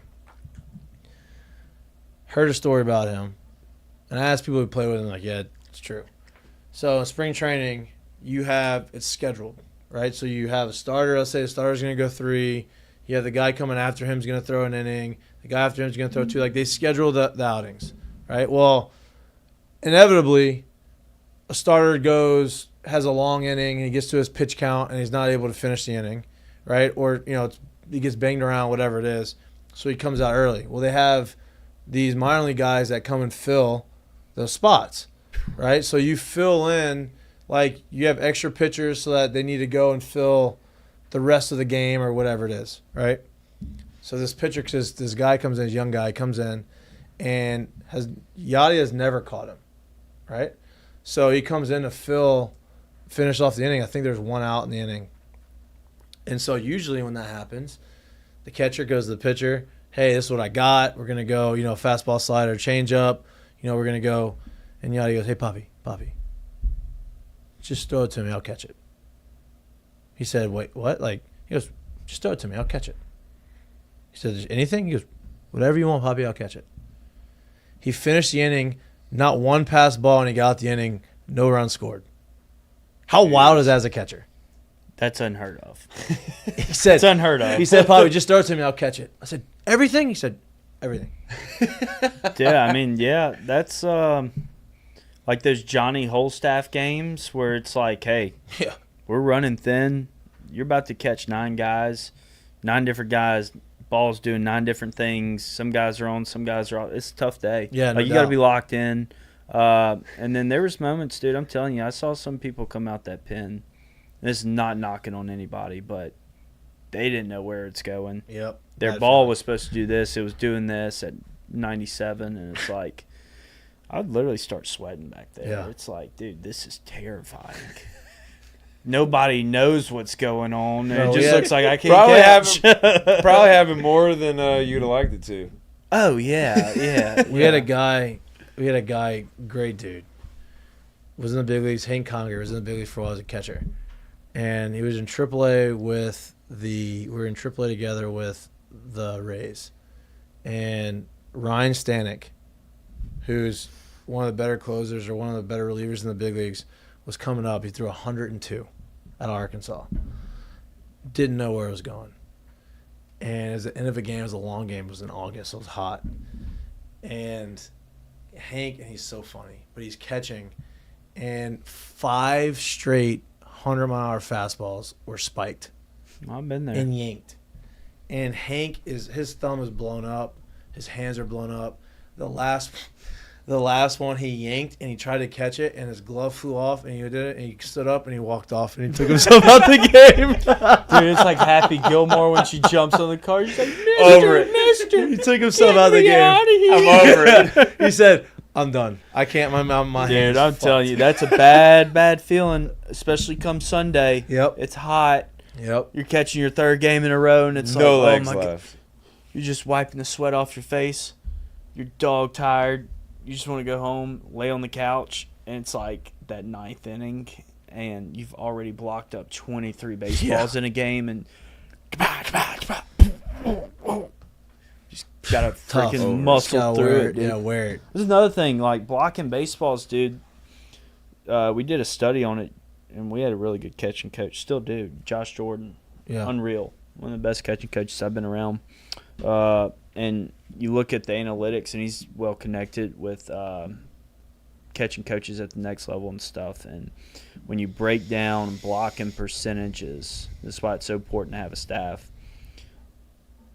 In a really good game, you should block 2 to 3 meaningful baseballs, right? Where runners could advance, 2 strikes, whatever. On average, a lot of times we'd block, in college, it's like 5 to 7 range. Is there anything outside? I think so. Wow. Anything after block number 7, I think it was. Any ball after that, the percentages of having a pass ball are like through the freaking roof. Really? It's just across baseball. Down. It's not only that, it's just the amount that's going in there, and it's already such an unpredictable play. Like, you can be in the right position. That ball just might hit you a little bit. It might hit a piece of dirt and kick that way. But, I had some games in there where I blocked 23. Like, I had some Sundays in there, like that Sunday against Ole Miss last year. It was like 23 dirt balls. That was because there's Johnny Holstein every Sunday. Oh, yeah. Yeah, that was tough. We got any more? Yes, A few more. we do. Pick some of the good ones. I'm trying. I haven't read through them.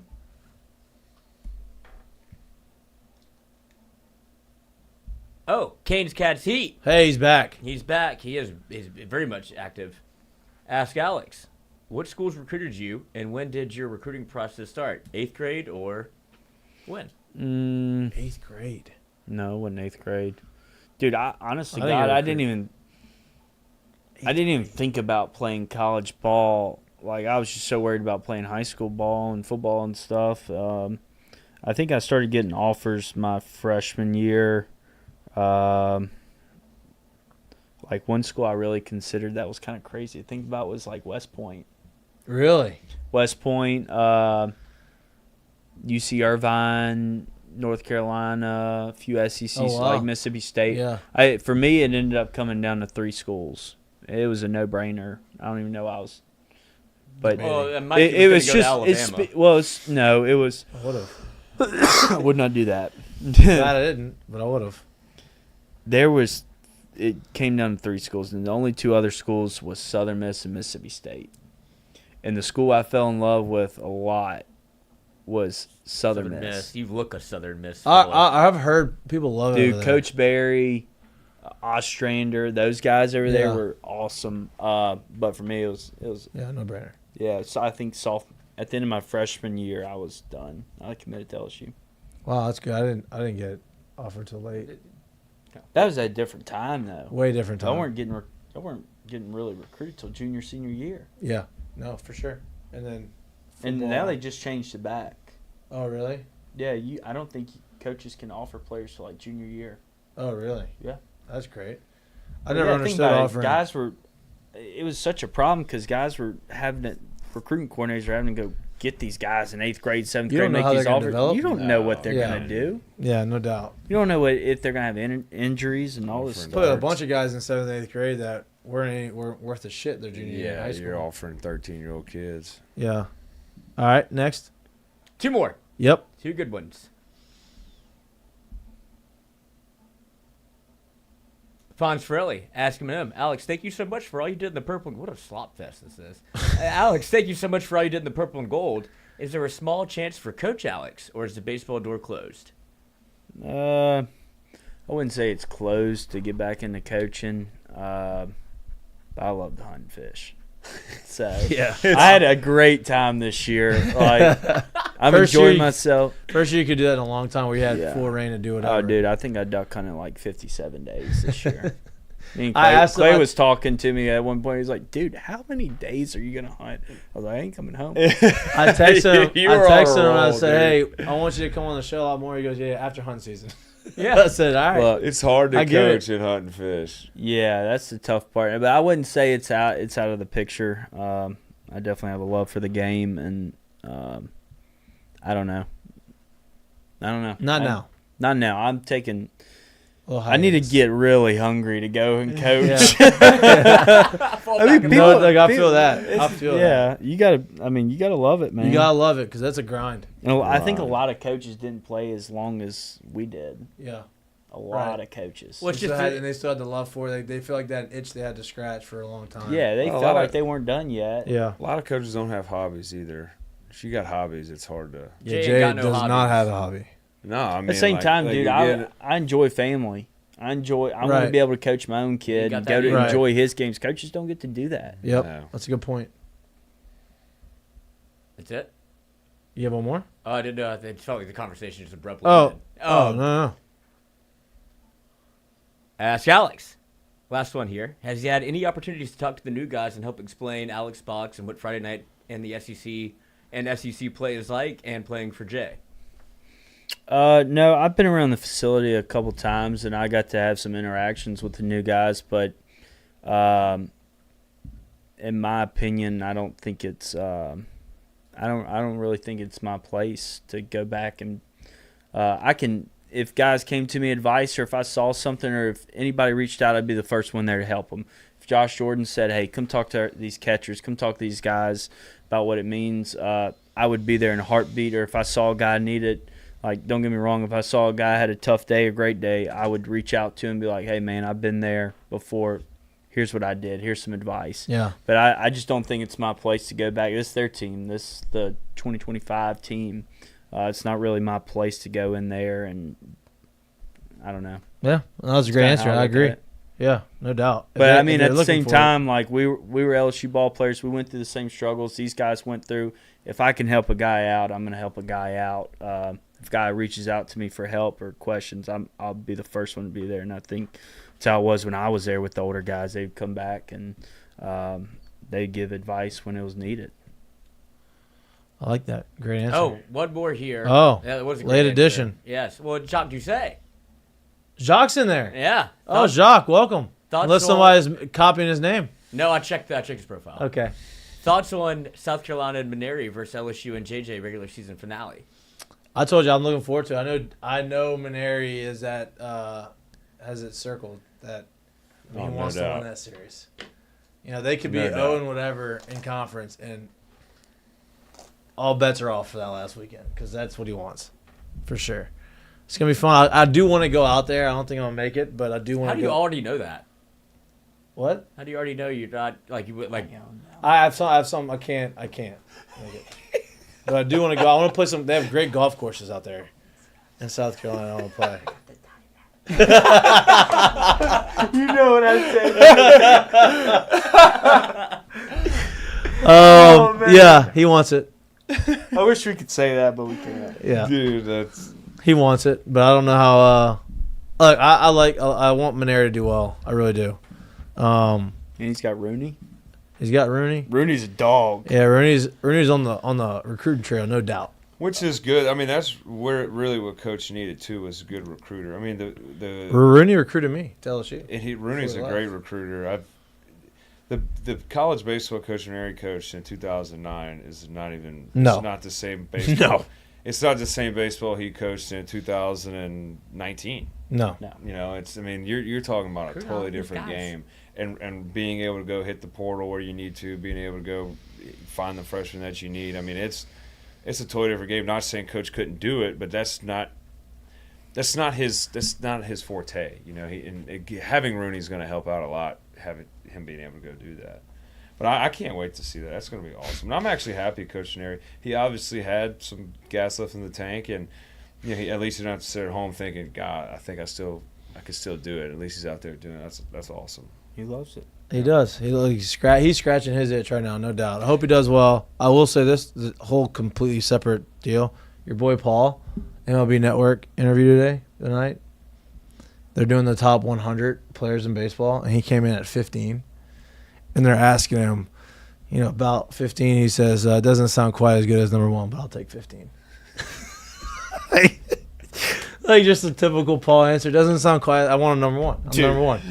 He needs a translator like Shohei Ohtani. He really does. Hey, The fun, I'm gonna ask Paul if he'll hire me to go just speak for him on his behalf. The funniest part about that is if they wouldn't have told him that he was 15, he would have never known. No. He says, He would have never known he was 15 and be like, doesn't sound quite as good as one, but I'll take it. he could have been 415 and not known. He could have been number one. That's the greatest thing about it is he could have been the number one player in baseball and been like, Look, cool. Thanks for telling me. I lived with the guy.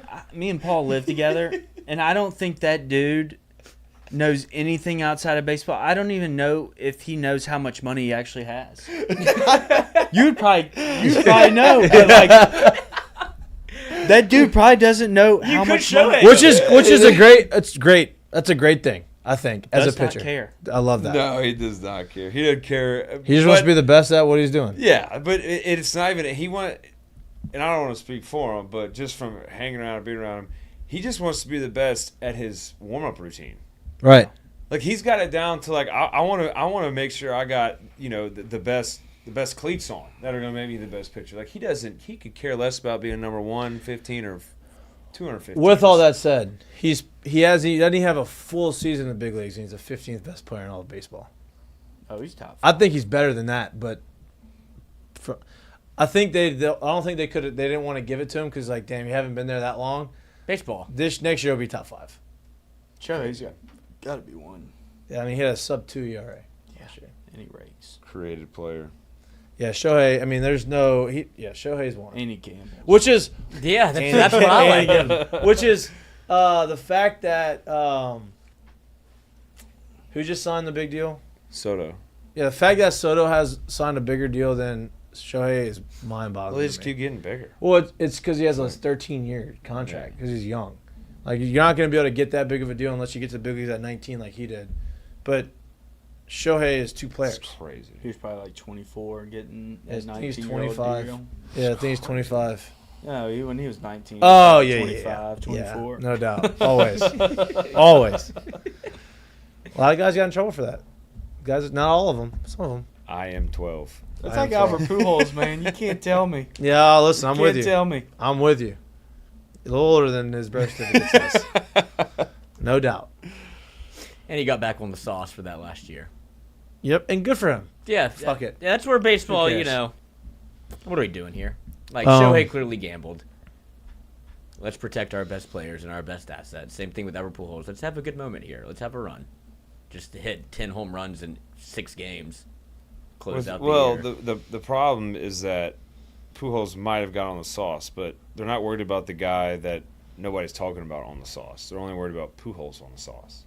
Everybody else, Pujols isn't just juicing. Oh, that's the only guy in the league juicing. Everybody else is juicing. That's why he's juicing. He Right. got caught juicing? Yeah. Though his last year? No, he didn't get caught, but his last year out He of was hitting nowhere. 160 out of and he nowhere, he hit like 30 homers. Nah, good for him. Like the guy. Yes, I said. Like, he already announced his retirement. Like, whatever. We go out with a bang. Like Forget the guy on steroids. I feel bad for Bauer. No, whether you like him or not, all his antics and bull crap, but well, I guess She lied. Yeah. Ruined his career. It's crazy. People hate him. Now he's an influencer. People hate him. Now he's an influencer.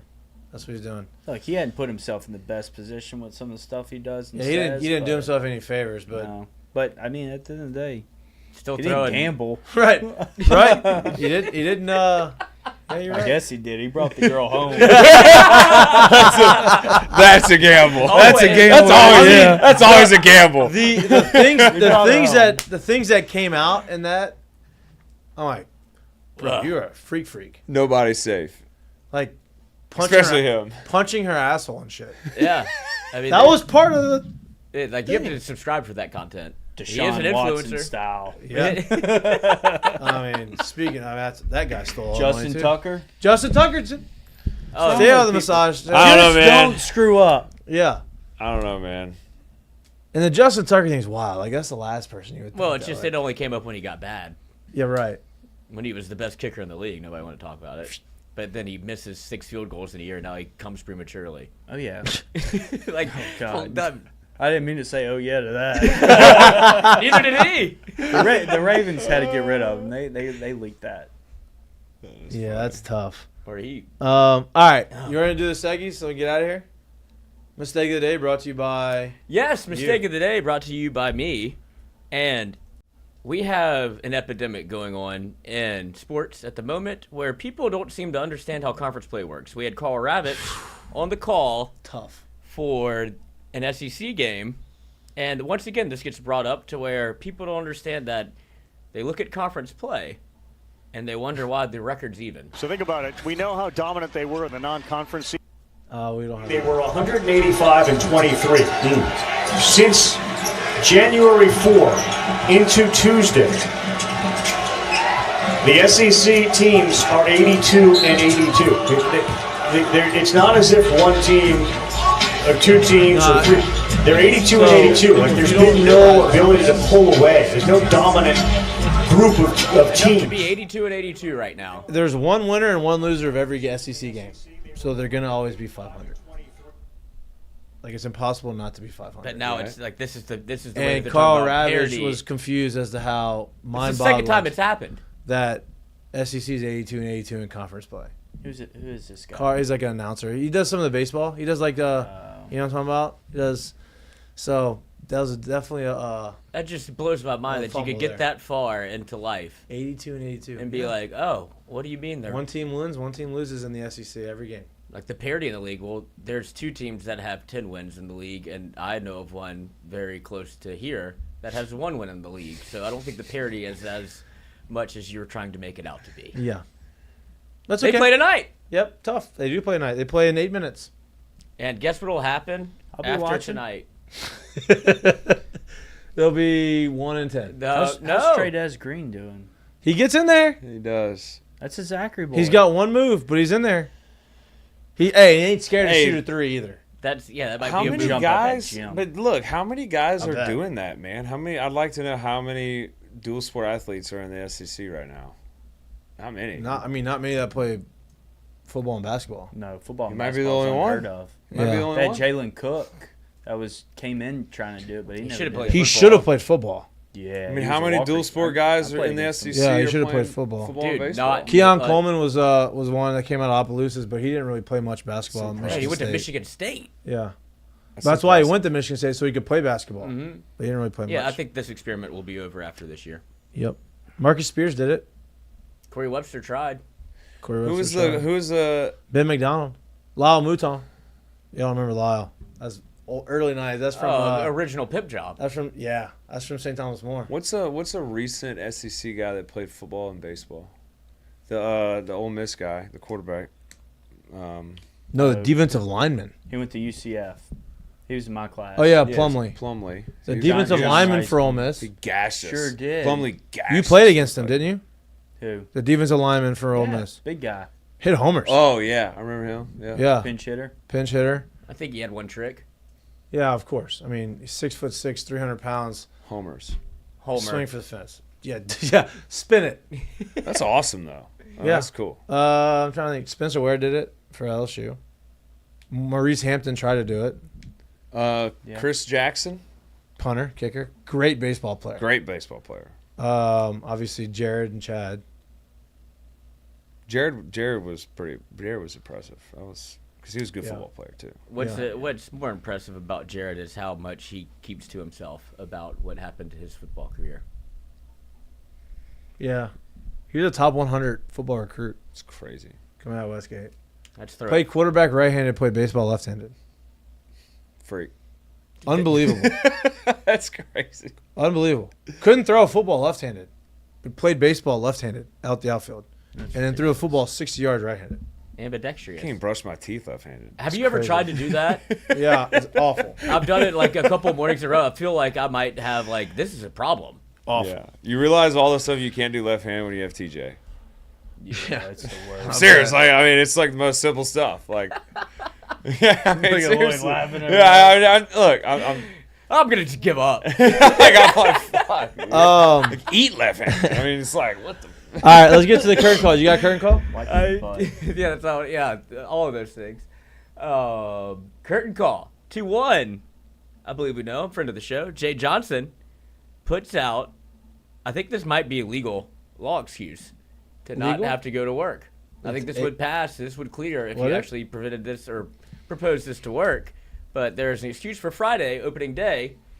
Put it on your employer's desk, and you'll be able to go to the baseball game. That's funny. Okay. To Love whom that. it may concern. Love that. And Jay has no idea this is probably Bring even back out. the night game. Yeah, I know. I know. Especially on this weekend where it's not gonna be cold. My curtain call is to John Rocker. Back in the news. John Rocker is a menace, and I'm here for it. Him and Patrick Mahomes Sr. Yeah. get into a little scuffle on Bourbon Street. What And a great place. I think to they get a played scuffle. against each other in pro ball. I guess John Rocker made a joke. John Rocker has come out on Twitter since then and said that Pat Mahomes Sr. can't take a joke. And then all of a sudden they got a little heated. John Rocker doesn't ever, obviously, he's not very poised in those heated situations. He still looks like he's sauced up. And More so. not the current call isn't necessarily for the kerfuffle they had on Bourbon. It's for the Dave Portnoy being the master at maximizing publicity and had gotten John Rocker and Pat Mahomes Sr. to sign to fight in the rough and rowdy fight against each other in April, which is amazing. That's John, so I could funny. see how John Rocker's joke might have not been. It It probably wasn't a joke. That's him. Show the picture again. Show the picture again. That's John Rocker. Yeah, they're not taking a test before this. Yeah. No. I still remember the video looping around. I don't know why he blew up recently of him in the subway in New York, yeah. or Boston, wherever he was, making that video Yeah, dude, he is. about immigration, all kinds of stuff. He Yeah, he is does a- not bite Dude. his tongue about anything. He is a wild human being. I mean, he was a wild human. I mean, he was in the steroid era, and he still hasn't quit. Surprised he's still alive. Wasn't Jose Canseco saying something the other day about like a home run derby or something? Yeah, I was in on this. You wanted to do a Legends home run derby, like him, Barry Bonds, like all of the old heads that were all sauced up. But when he said he was going to hit more homers than somebody that was currently playing, Probably Jose Canseco's a lunatic. Yeah, and he's also. If you ever like, want to see something crazy, go look at Jose Canseco's stats. Yeah. Actually, really good. Yeah, really good. But really they good showed player. a picture of him, and he's like, however old he is absolutely short. Oh, dude, remember he tried to make a comeback at like 47 one year? Like, absolutely. And Rafael shredded. Palmeiro tried to make a comeback at like 40 something. Wow, crazy. Rafi can still. He didn't need the sauce. He can still swing the shit out. He was of on it. the sauce. I know, but say he didn't need it, and he also told you I did not. He did do not point at you. steroids. But He lied to you. Jose Canseco and Mikey will forever be intertwined in history. No, the ball did not hit my head. Okay, his both ball ga- bounced it off both- his head over the fence. I just hit the ball over the fence for a home. Dude, you just get a little encouragement. and He was gambling on baseball. and wrong ruling. Should have been a ground rule double because the ball hit the fence twice. Should have been a ground rule double, not a home run. But they called it a home run, which is bullshit. His home run because he hit off the top of his head. His was more embarrassing than mine. I'm saying that. Okay, I get it. Mikey had the under that game. Oh, my God. And we got Jay Talking Mitch. about betting Yeah, on laughing right baseball. at him. Yeah, that's tough. It was not my proudest moment.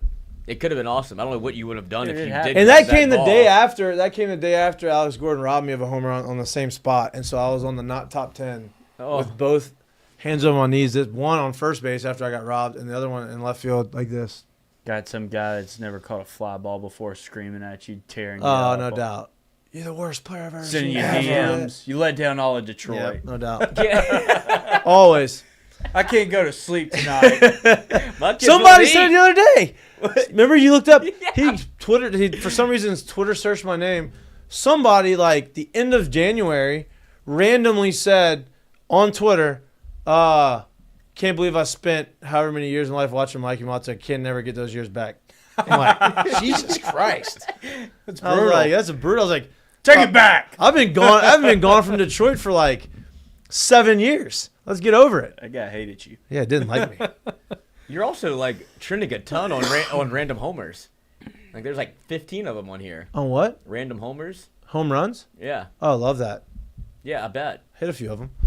All right. That's all we got for you today. Thank y'all for coming in. Appreciate y'all. Please like and subscribe to our YouTube channel. If you don't like watching us, but like listening to us, whenever you get your pods. We're back live in studio on Friday, 12 to 1, previewing the game on Friday. We'll be at the game. If you want to get to the game early, go see Alex Milazzo. Here's the 1-1. We'll meet and greet. That ball hit well to left field. Well, and Garrett Cole, see you, buddy. I raked off of Garrett Cole. has a Look at you chewing that gum. Oh, yeah. I was a chomper. Lord, you gonna That's change Adderall. Lord, you gonna change your last name to have an M? Yeah, I if need you were to to. change your last name to have an M, what would it be? McDuffie. God. Lloyd Lloyd McDuffie. McDuffie. Wow. Great name. That sounds like a secret agent or a pedophile. Lloyd McDuffie. Hey, I've been watching Jack Reacher on Amazon. I've never Prime. seen him before. Talk about being on the Hey, sauce. have you seen Lioness? Yeah, I've seen Linus. Line is good, Unbelievable. but Great Terminal List. Oh, yeah, it's good too. Terminal List is great. Hey, I'm all up in the CIA. You've seen Landman, right? Oh, yeah. Navy SEAL Look, stuff. Terminal List, there was one part that Is that guy a stuck with beast? me. It was like, what would your dad say? I got this quote written down. I used to look at it in the locker room or something. Whatever. We'll talk about it later. Y'all seen Tulsa King? Have I not started seen that. I started that. You do seem like somebody Dude, that like. It's not about how hard you get it. Rocky Balboa. Rocky Balboa. It's about how hard you how many times you get back up. Adrian! It's the same guy. It's the same guy who created Landman in Yellowstone. And Reacher's great. yeah, he's great. I'm like, The but what I like that is about the Terminal lowest List. IQ show you could pick. Well, I mean, Oh, you're talking about the big meathead Yeah, from Thad Blue Mountain Castle. State, right? Thad Castle. it's a great. I mean, it's a good show. But what I like about Terminal List is like that could be. It's a lot more believable, I guess, than Yeah, Reacher. Reacher is not believable in the No. least I bit. found the quote. No, he's What is like, it? I know you had a quote earlier. I was about to hit you with some Muhammad Gandhi, but it's not even a real thing. But in Terminal List, that part when they were on the phone with him and he's in the mountain and they're trying to track him I down. don't Yeah, know yeah, if yeah. I don't Bro, it know was the if hardest quote ever. They said, "What would his dad was a Marine or whatever, Navy SEAL." They're like, "What would your dad say about you doing this? What would he think?" And he's hit him back with, he said it would be a mistake to push a man to violence if violence is what he dedicated his life to perfecting. Wow. Oh, it was like, it's savage. a chill bunch. Yeah. Oh, I mean, Savage. seal. Savage. We'd be like gravy seals. Gravy Bro, seals. those guys are a different breed. Oh, different breed. Different breed. Maniacs. All right. We love y'all. Enjoy the rest of your Wednesday. We'll see you on Friday. Peace. Great show, boys. Great Appreciate you. show. Awesome.